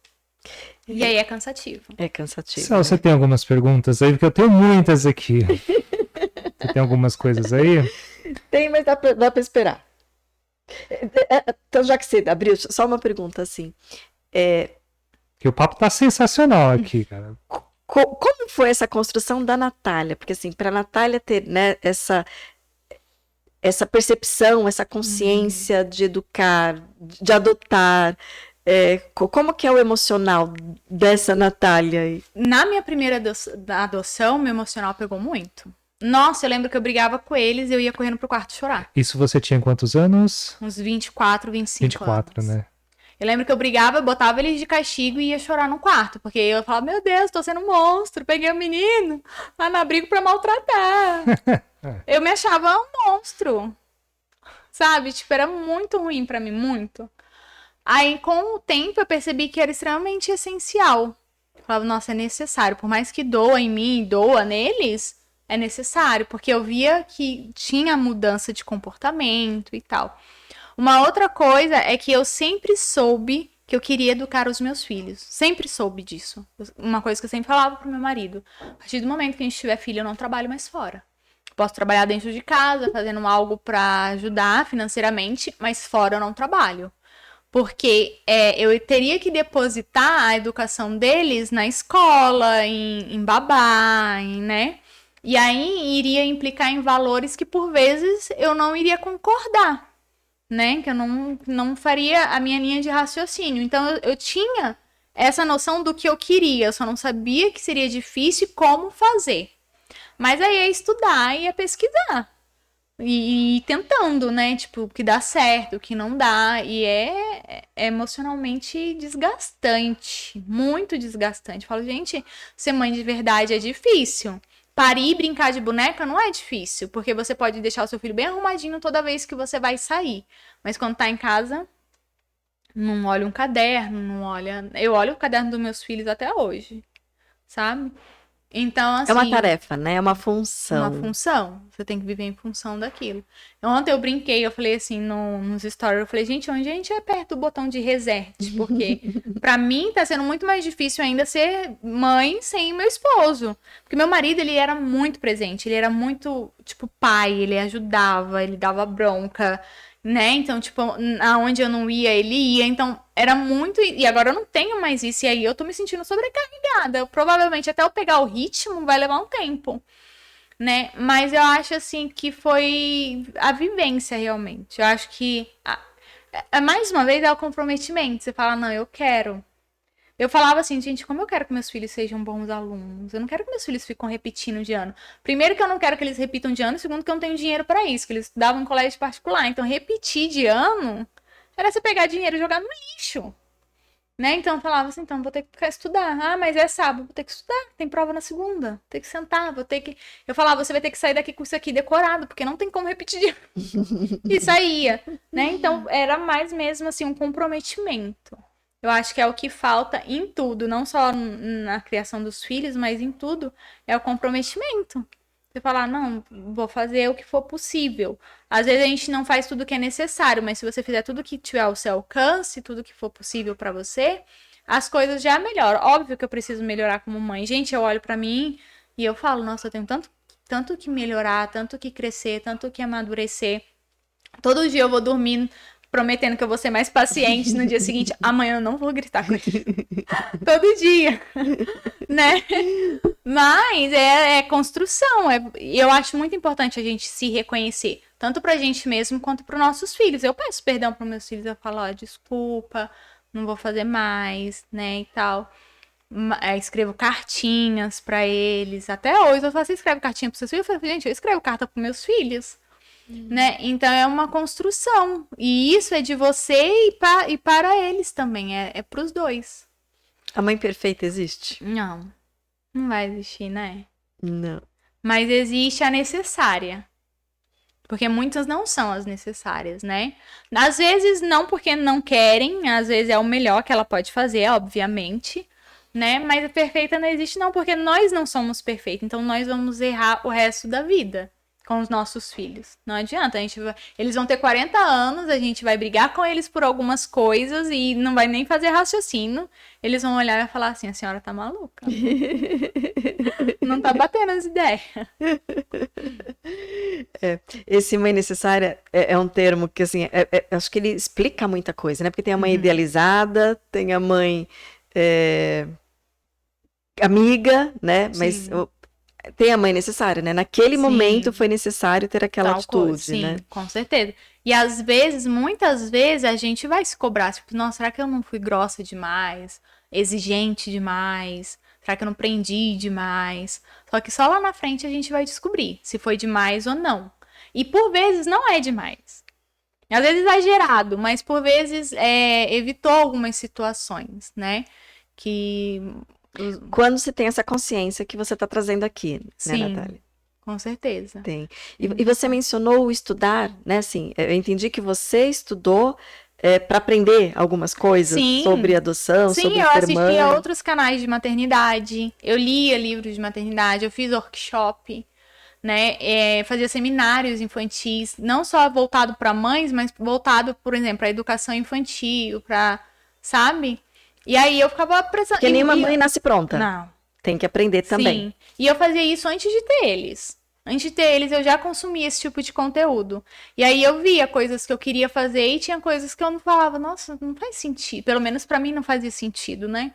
Não faz sentido isso. E algumas coisas eu falava, faz sentido. E aí eu fui aprendendo. Eu lembro que os meus filhos, quando eles eram mais novinhos, eu sempre fazia atividades com eles fora da tela, né? Não gostava que eles ficavam muito em frente à televisão. E aí muitas pessoas falavam pra mim, ai, Nath, mas como é que você aguenta? Porque é barulho, porque eles ficam mais agitados e não sei o que, não sei o que. E eu falava, gente, eu deixo, quando eles estão na escola, eu deixo atividades prontas, de joguinhos, de brincadeiras, e eu preparo alguns momentos pra estar com eles. E aí sim, é mais cansativo do que você deixar seu filho na TV. Porém, o desenvolvimento emocional, físico, motor que eles vão ter é maior. Então aí você vai ter que escolher ou a sua paz, a sua sanidade ou a evolução do seu filho. No meu caso, eu escolhia. E tinha dia que eu pegava e falava pro meu marido, eu falava assim, leva tudo pra praça. Ou você leva, ou eu vou ter um troço. Mas não pergunta, pega essas crianças e sai de casa. Aí ele, vamos, gente, jogar uma... Mas eu não quero ir, não. Não, vamos embora jogar uma bola. Porque senão eu ia estourar sem necessidade com eles. Porque era um dia que eu tava cansada, TPM, emocionalmente, né, mais sensível e tal. Então você também tem que perceber isso. Eu falo assim, você precisa ter o seu dia de mulher, sozinha, sem filho, só de mulher. Ah, eu vou no salão, vou fazer compra, vou tomar um sorvete, vou sentar na praça. Que seja. Você precisa ter o seu momento de esposa, em que, mas mãe, eu quero ir. Ah, você não vai. Você vai ficar com a sua avó. Eu vou sair com seu pai e vou namorar. Né? Então você precisa ter esse tempo. E você precisa também ter o seu tempo só com seus filhos. Um exemplo, eu sou super sedentária, eu odeio fazer exercício. Só que eles amam. Então, às vezes, eu falo, vamos pra praça? Eles, vamos, mãe. Aí eles levam a bola, levam a bicicleta, levam o cachorro, levam não sei o que, não sei o que. E sabe o que eu levo? Eu levo um colchão, um lençol. Aí eu fico só de longe olhando eles bagunçar. Mas eu estou ali com eles. Aí, mãe, tira foto. Mãe, faz vídeo. Mãe. Aí eu faço lanchinho, faço as coisas e tal. Não, é uma coisa que eu gosto de fazer porque eu não tenho paciência pra ficar correndo atrás de bola. Não. Mas eu tiro um momento pra estar com eles, né? E aí quando eu tô muito animada, muito disposta, aí eu compro uma lona, faço um futebol de sabão, faço uma brincadeira, me arrisco na queimada, me arrisco na bicicleta. Mas são coisas assim que você precisa fazer. Não é que às vezes você queira fazer, mas são coisas que você precisa fazer. É o necessário. É o necessário. Sigrid, pode fazer suas perguntas. Senão eu não vou o papo aqui tá senão eu não deixo. São duas questões aqui, um pouquinho no começo, um meio e um fim aqui. Como funciona essa parte quando você vai ter o primeiro contato? Como funciona lá na adoção? Você escolhe...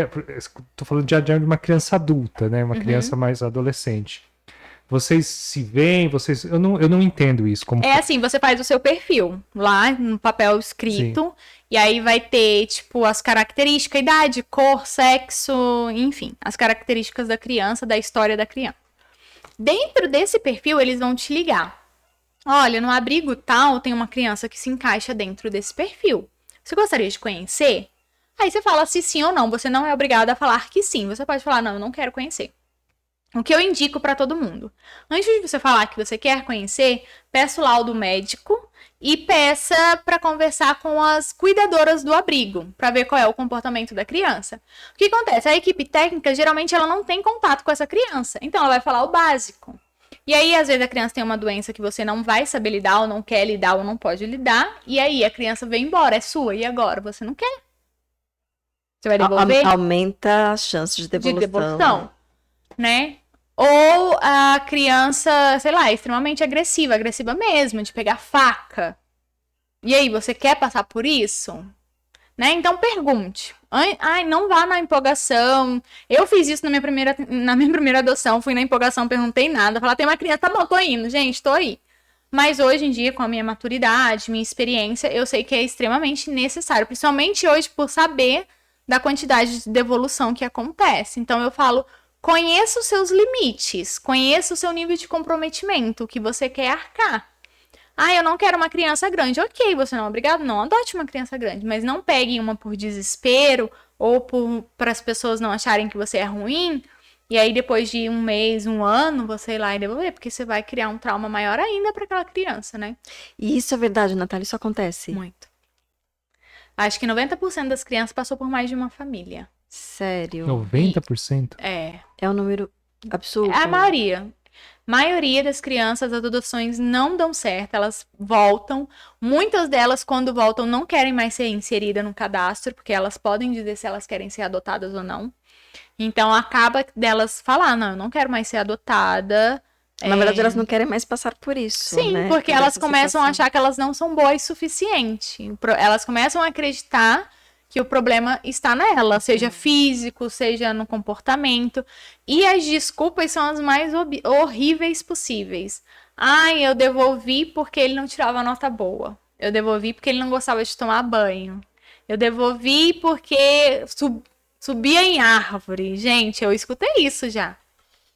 Como assim você devolveu seu filho porque ele subia em árvore? Qual é a criança? Quer dizer, eu não subi em árvore, mas eu era lerda. Né? Eu subi. Mas, tipo, qual o problema da criança subir em árvore? É criança! Minha filha não tem nem cachorro. É verdade. Sabe, não tem. Eu falo assim, gente, eu acho que o psicólogo deveria perguntar assim: você já teve bicho? Ah, eu tive. Quantos anos você ficou com o bicho? O bicho morreu com você? Porque se a pessoa falar, ah, não, eu dei porque eu cuidava, você educava o bicho? Não, eu dei quando eu me mudei para um apartamento menor. Mas e aí, o seu filho? Quando ele não couber na sua realidade, você vai devolver? Porque se a pessoa ela não tem paciência com um animal, a probabilidade de ela não ter com uma criança que dá muito mais trabalho é real. Né? Então eu falo, gente, começa a cuidar de planta, depois vai pro bicho, aí você vê se você quer ter filho. Porque o buraco é muito mais embaixo, é muito mais difícil. Então, se você não tá dando conta do bicho, você não vai dar conta de uma criança. Precisa ter essa realidade, Precisa. né? Que assim, pessoas... é uma opção de eu ter falo trabalho, né? Que querer ser mãe não é o suficiente. Nem sempre o fato da gente querer ser mãe significa que a gente vai ter capacidade de ser mãe. Tanto é que o abrigo tá cheio. Porque muitas pessoas, eu quero ser mãe, ou, se vir tá tudo bem, e aí na hora que vem, não cuida, não oferece o mínimo, né? Então, você precisa entender que o querer ser mãe, querer ser pai, não é o suficiente. Tanto é que quantas vezes a gente vê o casal, eles estão bem, se amando maravilhosamente, e aí o que eles fazem? Vamos ter um filho. E aí se divorciam. E aí o pai ou a mãe já não é mais pai e mãe. Deixa pro outro, esquece a criança, né? Se pagar a pensão, tá bom. Então, existe sim não sei, é uma camada muito superficial de você querer ser mãe e você poder ser mãe, você ter condições de criar uma criança. É muito difícil, gente. Vocês acham que eu não olho pra mim e eu falo, meu Deus, onde eu amarrei meu jegue, gente? 4 adolescentes, o que eu tava na cabeça? Né? Porque é muito trabalhoso. E é uma coisa que, por mais que você se dedique, você não tem garantia nenhuma. Não tem. Zero garantias. Zero garantia, zero gratidão. Não tenha filho pensando que ele vai cuidar de você na velhice. Não tenha filho pensando que ele vai ser grato. Seja biológicos ou não, né?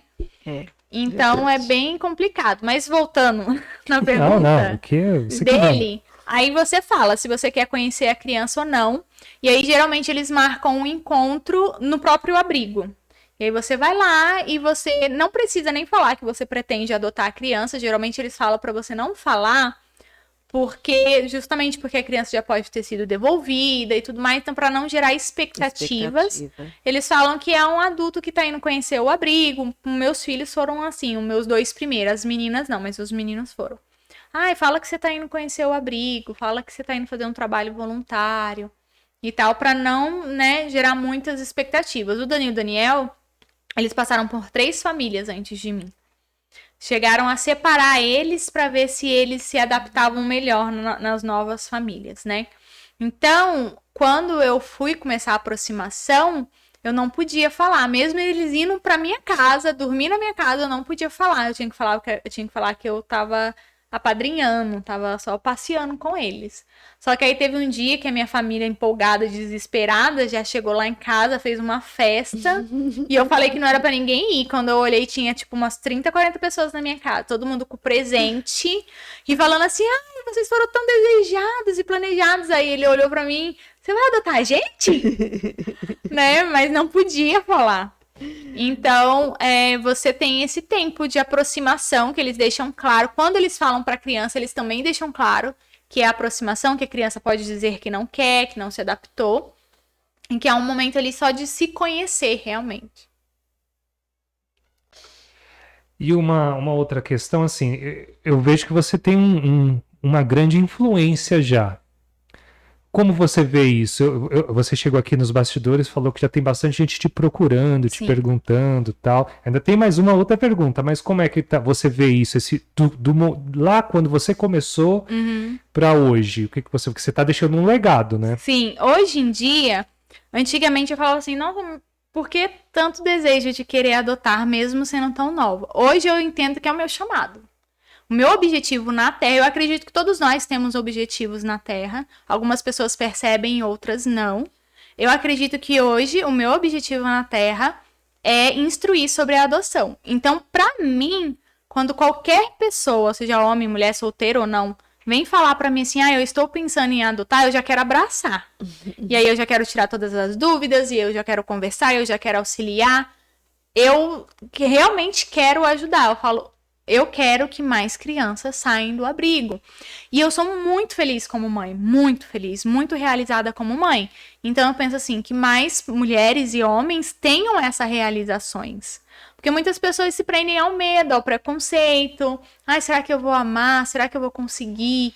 Então, se através de mim, da minha história, da minha influência, eu puder fazer essa pessoa tomar um passo de coragem e, através disso, mudar a vida tanto dela quanto da criança abrigada, isso é muito importante. Eu falo, gente, eu não preciso ganhar dinheiro se as crianças continuarem sendo adotadas. Para mim é uma grande alegria quando abrigo ou assistente social ou psicólogo me ligam ou mandam mensagem e fala, tal criança foi adotada por causa de você. Porque fulano assistiu os seus vídeos e decidiu dar oportunidade para uma criança inadotável. Então isso para mim é muito gratificante, muito. Falo, gente, tá valendo a pena. É cansativo, muitas pessoas, né, como eu falei lá, né, muitas pessoas não têm simancol, invadem a nossa privacidade, é estressante, a gente tem que se expor muito, né? Mas vale a pena você saber que uma criança foi adotada por causa da sua influência. Então, assim, é muito importante. É muito bom. Um trabalho lindo. E a última questãozinha que eu... Lindo e corajoso, né? É. Não, é sensacional. Uma heroína aqui. Estamos entrevistando uma heroína aqui hoje. Mas uma outra questão é, a gente anda acompanhando, sei lá, como é que eu posso dizer, uma nova maneira de lidar com isso. A gente viu uma situação onde a família poderia ficar um tempo com uma criança. Como você vê isso? Não sei se eu vou conseguir, se lembra dessa situação? A criança passava um final de semana com uma família, não necessariamente ia para adoção, mas como você vê isso? Que eu vi. Tem o apadrinhamento, é isso? Eu acho que seria esse o nome. O apadrinhamento afetivo, ele ocorre quando algumas crianças que a possibilidade de ser adotada é muito pequena, eles oferecem para alguns casais que não querem adotar. O casal, ele não quer adotar, porém ele se sensibiliza com as crianças. Ou às vezes não é que não quer, mas ainda tá naquela dúvida de quer ou não quer. Mas daí tem essa questão. Às vezes não quer mesmo, né? Então, na verdade, por lei não se pode. Se você tem a intenção, eles não permitem. Por quê? Quando você vai apadrinhar, você pode meio que escolher a criança. Você pode ir ao abrigo e falar, eu gostaria de apadrinhar X criança. Então, meio que já viraria um comércio. Eu vou lá e escolho a criança que eu quero ter. E aí, automaticamente, mais uma vez, o que? As crianças saudáveis, as crianças menores e as crianças brancas saem do abrigo, né? Então, por lei, não se pode. Ou você apadrinha ou você adota. Precisa haver essa escolha. Porém, o apadrinhamento, ele é muito importante. Por quê? Algumas crianças não vão sair do abrigo. Muitas delas, na verdade, não vão sair do abrigo. E aí, elas ficam sem noção do que é uma família saudável. Elas vão carregar somente o que é uma família estragada, destruída na cabecinha delas. Então, é de extrema importância que elas vejam essa realidade, que existe uma realidade positiva. Existe, sim, uma família que apoia, que educa, que ajuda, que ama, que respeita. Então, o apadrinhamento afetivo é muito importante para isso. Porém, existe esse risco de que existem pessoas que vão pelo caminho do apadrinhamento meio que para escolher a criança. E aí a criança não é um objeto. E ainda é pior porque às vezes a pessoa vai lá, mas aquela criança é tão bonitinha, só que aí a criança é bonitinha, mas não preenche as expectativas, né, desse casal, dessa pessoa. E aí gera frustração, devolução, maus tratos, do mesmo jeito. E vale lembrar que dentro da adoção existe a negligência e os maus tratos. Existem casais que não devolvem a criança, mas ficam negligenciando. Perpetuam o que ela já tinha Já tem de tinha histórico, né? Sim. Se você pudesse dizer o que é mais importante na motivação de alguém que deseja adotar, né? O que você chamaria de atenção? É o O comprometimento. Não tem como. É você olhar e falar, é meu filho e ponto. Ah, mas se não prestar, é meu filho e ponto. Você já viu quando um assassino é morto? Geralmente, quando a polícia mata um assassino, um estuprador, uma pessoa que sequestra, geralmente tem uma mãe chorando naquele corpo. Porque ela não deixa de ser mãe. Ah, mas seu filho não presta, mas é meu filho. Eu amamentei, eu eduquei, eu cuidei quando estava doente. Eu amei, é meu filho. Eu sei que não presta. A maioria das mães, elas têm esse entendimento. Mas é meu filho, eu tô sofrendo. Então, precisa desse comprometimento na adoção também.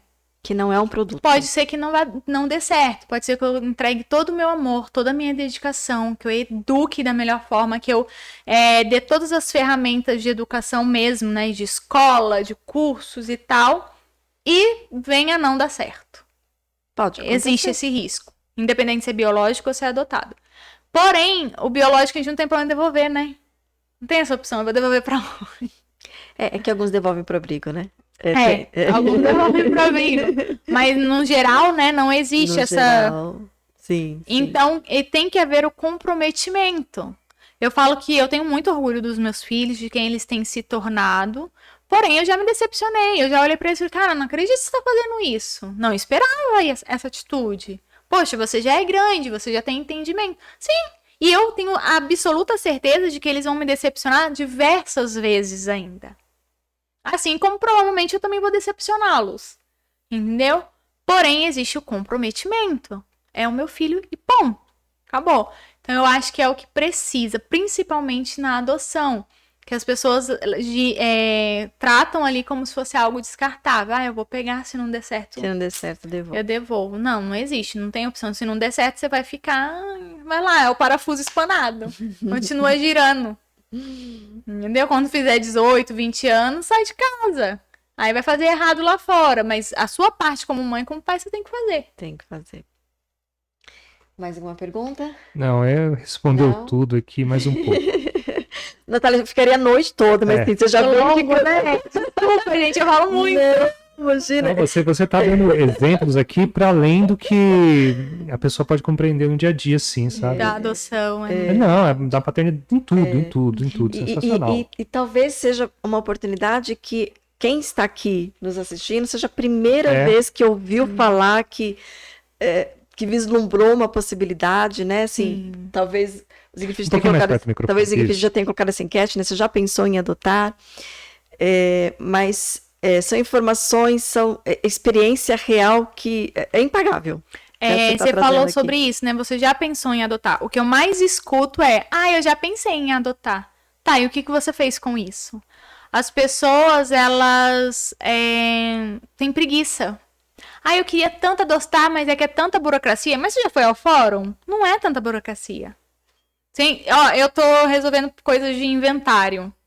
Gente, é muito mais papel do que quando eu fui adotar. É muito mais burocracia, é muito mais dor de cabeça do que a documentação em si, né, burocrática que eu entreguei pra adotar.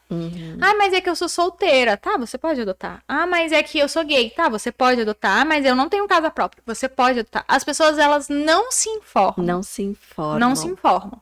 Então, se você já pensou em adotar, não vou falar pra você adotar, mas eu vou falar, se informe. Estude, tanto da parte burocrática, quanto da vivência real. Escute relatos, leia. Veja, hoje em dia, eu lembro que na época que eu comecei a falar sobre adoção, não tinha canal, né? Mas hoje em dia existem vários canais, vários Instagrams, várias páginas que falam sobre adoção, vários filmes, séries. Então, hoje em dia, só não aprende quem não quer. Só não se informa quem não quer. Então, se você já pensou sobre adoção, pesquise. Não significa que você vai adotar, mas pesquise.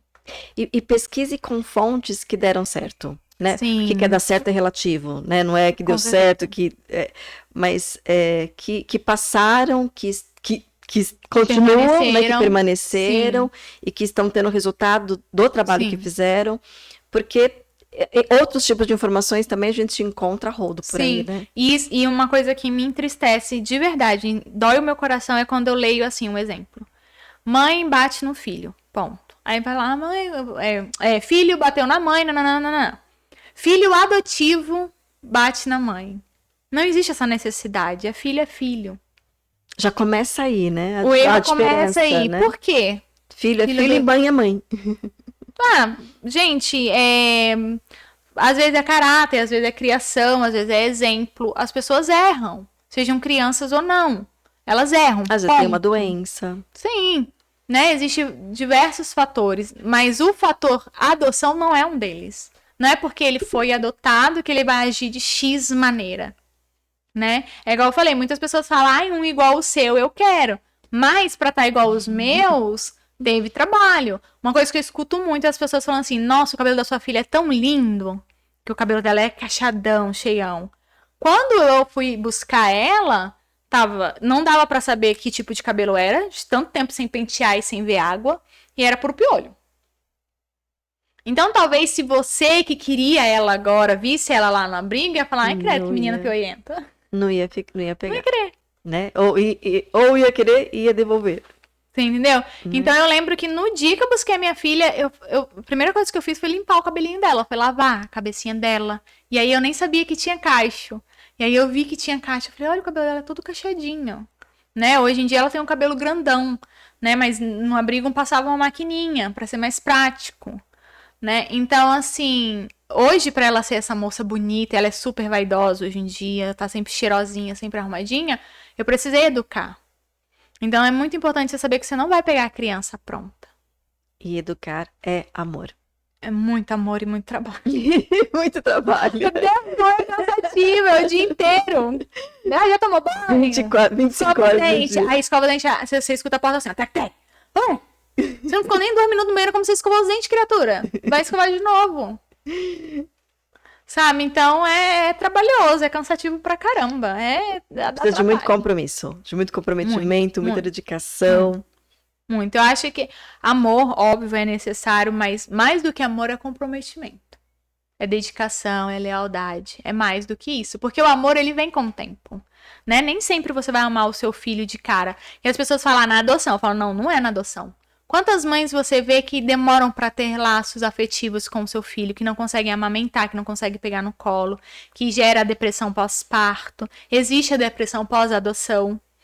Então, nem todo mundo tem o mesmo tempo para amar. Algumas pessoas precisam de momentos para aprender a amar. E isso vale tanto da criança para com o adulto, quanto com o adulto para com a criança. A adoção tem que ser de ambas as partes, né? Então, não vá achando que você vai lá, seu filho vai estar lindo, cheiroso, maravilhoso. Não, provavelmente ele não vai estar. Entendeu? E vai rolar aqueles sinos e... Não. Provavelmente você vai olhar. Eu lembro que quando eu saí da briga, eu saí num misto de tipo, eu sou mãe. E tipo, meu Deus, como meu filhinho é feio. Amor, você viu a barriga de verme daquele menino? Se chegar em casa, tem que dar remédio de verme pra essa criança. Certeza que tem. Sabe? E é grande chance mesmo. E era mesmo. Era o joelho machucado, era o fedendo a xixi. A gente é criança que não tem cuidado, que não tem mãe, não tem pai. Sabe? Então essa é a realidade. Quando os outros falam assim, nossa, Nath, mas você fala essas coisas. Eu falo que é pra pessoa chegar lá sabendo. Sabendo, entendeu? Se prepara. Eu lembro que eu fui buscar minha filha no Piauí, eu levei o kit higiênico, shampoo, condicionador, tudo pra ela. Eu vou levar porque eu tenho certeza que eu vou chegar lá e vai ter que, né, dar um trato no visual. E chegar sabendo disso é importante, né? Muito. Porque se vai achando que é o mundo encantado lá... Que a criança vai te abraçar e vai falar, mamãe, não vai não. As que não vão ser adotadas, elas vão fazer isso. Você chega no abrigo, as que não estão te esperando... Elas vão te agarrar, vão dizer que te ama, me leva embora, eu quero ir embora com você. O seu filho, provavelmente, ele não vai falar isso. Provavelmente, ele vai ficar num canto fechado, porque ele sabe que ele tá sendo observado, ele sabe que ele tá sendo analisado, e na cabecinha dele, ele não é bom o suficiente. E que Então, corre o risco de ser devolvido. qual é o risco de ser devolvido? E é real. Então, ele vai ficar. É muito raro uma criança que você vá para adotar e ela se abra para você. Muito raro. Geralmente ela se fecha. Ela precisou construir um sistema de defesa, né? Sim. Não foram poucas coisas que ela passou. Não sei se você tem esse número, não precisa ter, é só caso tenha. Mas o número de crianças em abrigos é muito grande? Você tem... Sim, se eu não me engano, são 30 e poucos mil crianças. Acho que tem como a Rai ver aí, não tem, Rai? É muito grande, porém nem toda criança que ela está abrigada, ela está para adoção. Então, existem crianças, e são grande parte, na verdade, que o sistema vai tentar introduzir para a família de origem, para a família biológica, né? Porque existem pessoas que a criança foi parar lá por negligência e maus tratos, mas que a pessoa tinha algum problema e precisa de ajuda. E às vezes a pessoa ela quer essa ajuda, né? Então eles tentam reconstruir essa família. E existem as crianças que não querem ser adotadas, que elas sabem que elas não podem voltar para a família biológica, mas elas querem, porque tem uma síndrome, né, de você ser maltratado por essa pessoa e você se apegar a esse maus tratos. Estocolmo, né? Estocolmo. Muita criança de 10, 11 anos tem isso. Eu ouvi de crianças de 12, 13 anos que falava assim, o meu sonho é ser adotada, mas se eu for adotada, o que vai ser da minha mãe? Entendeu? Uhum. Não, minha mãe usa droga, e aí ela vai usar mais ainda se eu for adotada. Tem. Nossa, delicado, hein? Então tem criança que vira e fala pra psicóloga, eu não quero ser adotada Não por quero. conta disso. Sim, sim. Sabe? Se eu for adotada, minha mãe se mata.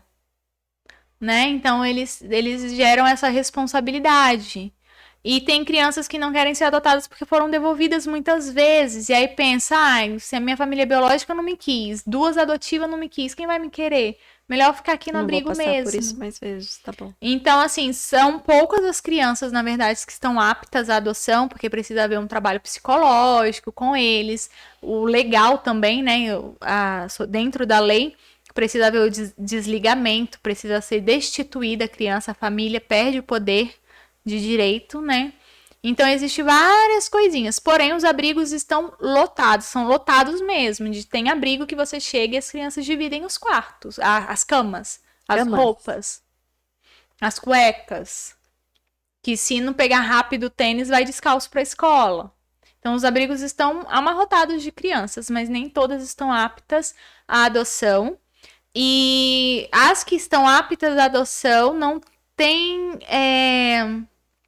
pretendente suficiente para elas, porque existem mais pretendentes do que crianças, porém o perfil não bate. A maioria das pessoas querem meninas brancas, recém-nascidas e saudáveis, e essas crianças não existem. Essas crianças estão com os pais, né? Nossa, importante dizer isso. Infelizmente. 2020, tá? Mais de 30 mil crianças abrigadas e apenas cerca de 5 mil aptas à adoção e 32 mil pretendentes à adoção. Então, você fala como que essa conta não fecha. Se existe 5 mil crianças aptas à adoção e 32 mil pretendentes, por que não existe essa adoção? Por que não existe? Muitas pessoas me param na rua e falam assim, pessoas que fizeram um cadastro comigo. Mas como assim você tá com 4 filhos?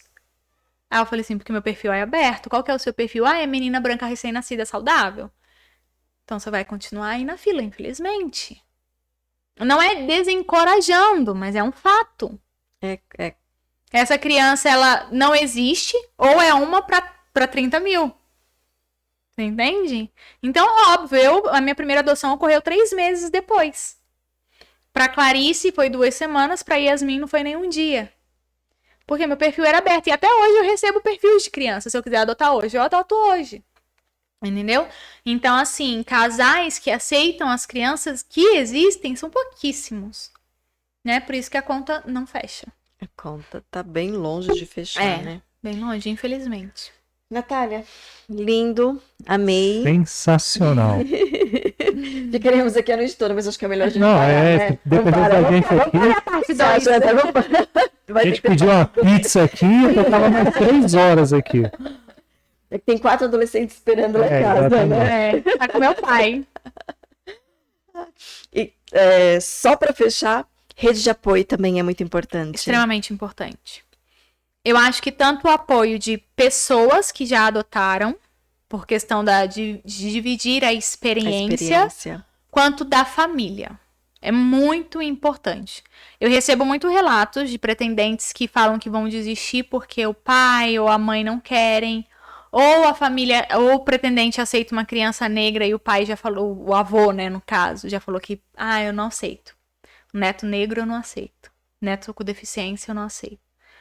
Né? Então, é muito importante a rede de apoio, muito importante. Graças a Deus, eu tive isso. Eu vi a mesma recepção dos meus filhos para com os meus sobrinhos que são biológicos. E eles também se sentem assim. Eles falam, vou para casa dos meus avós, vou para casa dos meus tios, né? Então, é extremamente importante. Eu falo para que a família e os amigos se eduquem sobre a adoção para poder apoiar da forma correta. Não fala para uma pretendente adoção assim, quando você vai ter o seu? Isso é extremamente ofensivo, porque ele é seu.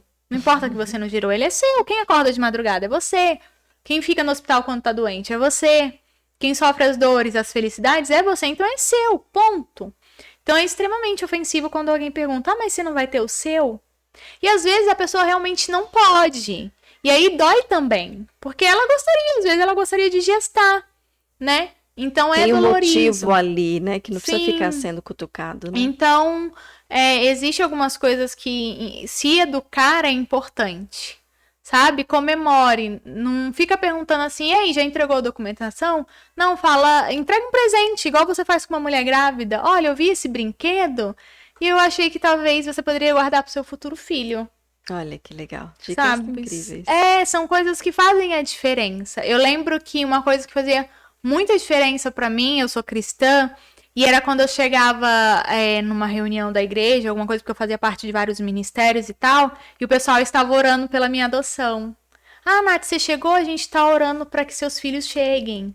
A gente tá orando para que o processo dê certo. Eu tive um amigo que ele jejuou 2 anos pelo processo do meu filho. Tipo, ele não era muito íntimo, mas ele jejuou. Ele falava assim, eu não aguento ver você sem a certidão de nascimento do seu filho. Então eu tô pedindo isso pra Deus. Então são coisas assim que é tão bom você saber que as pessoas amam seus filhos, como qualquer outros pais. Sabe? Ainda que eles não estejam em casa, esse acolhimento é muito, muito importante. Muito importante. Gente, não dá vontade de terminar. Eu não fico quieta, eu não consigo falar, vamos falar tchau. Imagina. Bom, só agradecer. Só, assim, uma cerejinha do bolo. A gente perguntou bastante dos desafios e foram muito bem colocados. Acho que isso é extremamente importante, essa realidade, essas informações. Mas o que você teve de gratificante, de valoroso? Eu acho que é ver a mudança deles. Ver a mudança. Você vê um bichinho, é um bichinho mesmo, um bichinho do mato. Que somos animais, né? Então ele. E aí você pega aquela criança e ela. Sabe gato do mato? Você vai dar carinho. Arisco, né? Aquele bichinho arisco e de repente uma criança carinhosa, atenciosa, amorosa. Sabe? Eu lembro que a Clarice, ela era mais durona. E aí eu lembro que no dia que ela chegou do Piauí, a Raíssa e minha família toda lá com cartaz e esperando a coitada sair do aeroporto, do avião, e ela olhou assim e falou assim, eu não vou abraçar ninguém. Que coisa ridícula, ainda escreveram meu nome errado no cartaz. Ela era afiada. E essa mesma criança falou pra mim alguns dias atrás assim, mãe, você precisa de um abraço? Então você vê isso, nossa, você fala, meu Deus, é muito gratificante. Sabe? É muito, muito, muito, muito gratificante. Você ver essa mudança, você saber que você fez parte disso. Então, eu acho que é o mais importante de tudo, o melhor. Eu acho que foi a cerejinha pra gente encerrar esse episódio. Gratidão, muita gratidão por te conhecer, por ter essa oportunidade de estar aqui com você, né? Você veio de outro lugar, de longe. Essa disponibilidade de estar aqui, de estar compartilhando com a gente, de estar compartilhando com as pessoas também que estão aqui te assistindo. Só agradecer. Ai, muito obrigada. É como eu falei, pra mim é muito importante fazer isso. Então eu fico muito feliz quando me aparecem oportunidades pra mim. Eu queria que tivessem mais, porque é necessário, né? Então, pra mim é muito importante. Não é só pra vocês, é via de mão dupla. A gente fica muito feliz por isso. A gente torce para que Obrigada. tenhamos outros encontros também. Sim, com certeza, Tá né? bom? Com certeza. Na descrição do vídeo vai estar os seus contatos, mas é importante falar também, né? Quais são seus contatos? Que tipo de pessoa pode, né, ter acesso a você? Sim. No Instagram, Natália Lima Garcia, @NataliaLimaGarcia. Pode chamar, eu respondo todo mundo. É verdade, ela responde. É verdade, ela responde mesmo. Eu respondo todo mundo. Ai, Nath, tô com dificuldade na aproximação, não sei abrir o processo. Eu vou ajudar, vou passar o WhatsApp, e-mail, a gente vai resolver. Então chama, não fica com dúvida. Esse é o meu trabalho. E no YouTube é Natália Garcia. A primeira que aparece sou eu, a Natália Garcia. Lá tem vlog pra vocês verem como é uma interação completamente normal de uma família, que não muda nada. E também tem vários vídeos instrutivos que eu acho extremamente importante. São sim. Novamente, muito obrigado, Natália. Obrigada, gente. Eu fiquei muito feliz. Que linda. Olha o coraçãozinho. Gratidão. Gratidão por você que nos acompanhou. Você viu que lindo, né? E o quanto isso fala do ser humano. Isso fala do ser humano, fala de quem a gente é, de quem a gente, da potência. Todos nós queremos ser adotados, seja Todos pelos nós. nossos pais, pelo nosso companheiro, pelos nossos filhos, pelos nossos amigos. Todos nós queremos. E muitas vezes até por nós mesmos, Sim. né? A gente tem que ser adotado por nós mesmos, né? Desenvolver esse comprometimento que você falou bastante aqui. Então, assim, e quanta potência a gente tem, Sim. né? Se colocar esse ingredientezinho do comprometimento Nós e do somos muito amor, capazes. somos, né? Muito capazes. Bom, então, gratidão para você que nos acompanhou aqui. Um beijo muito especial também no seu coração.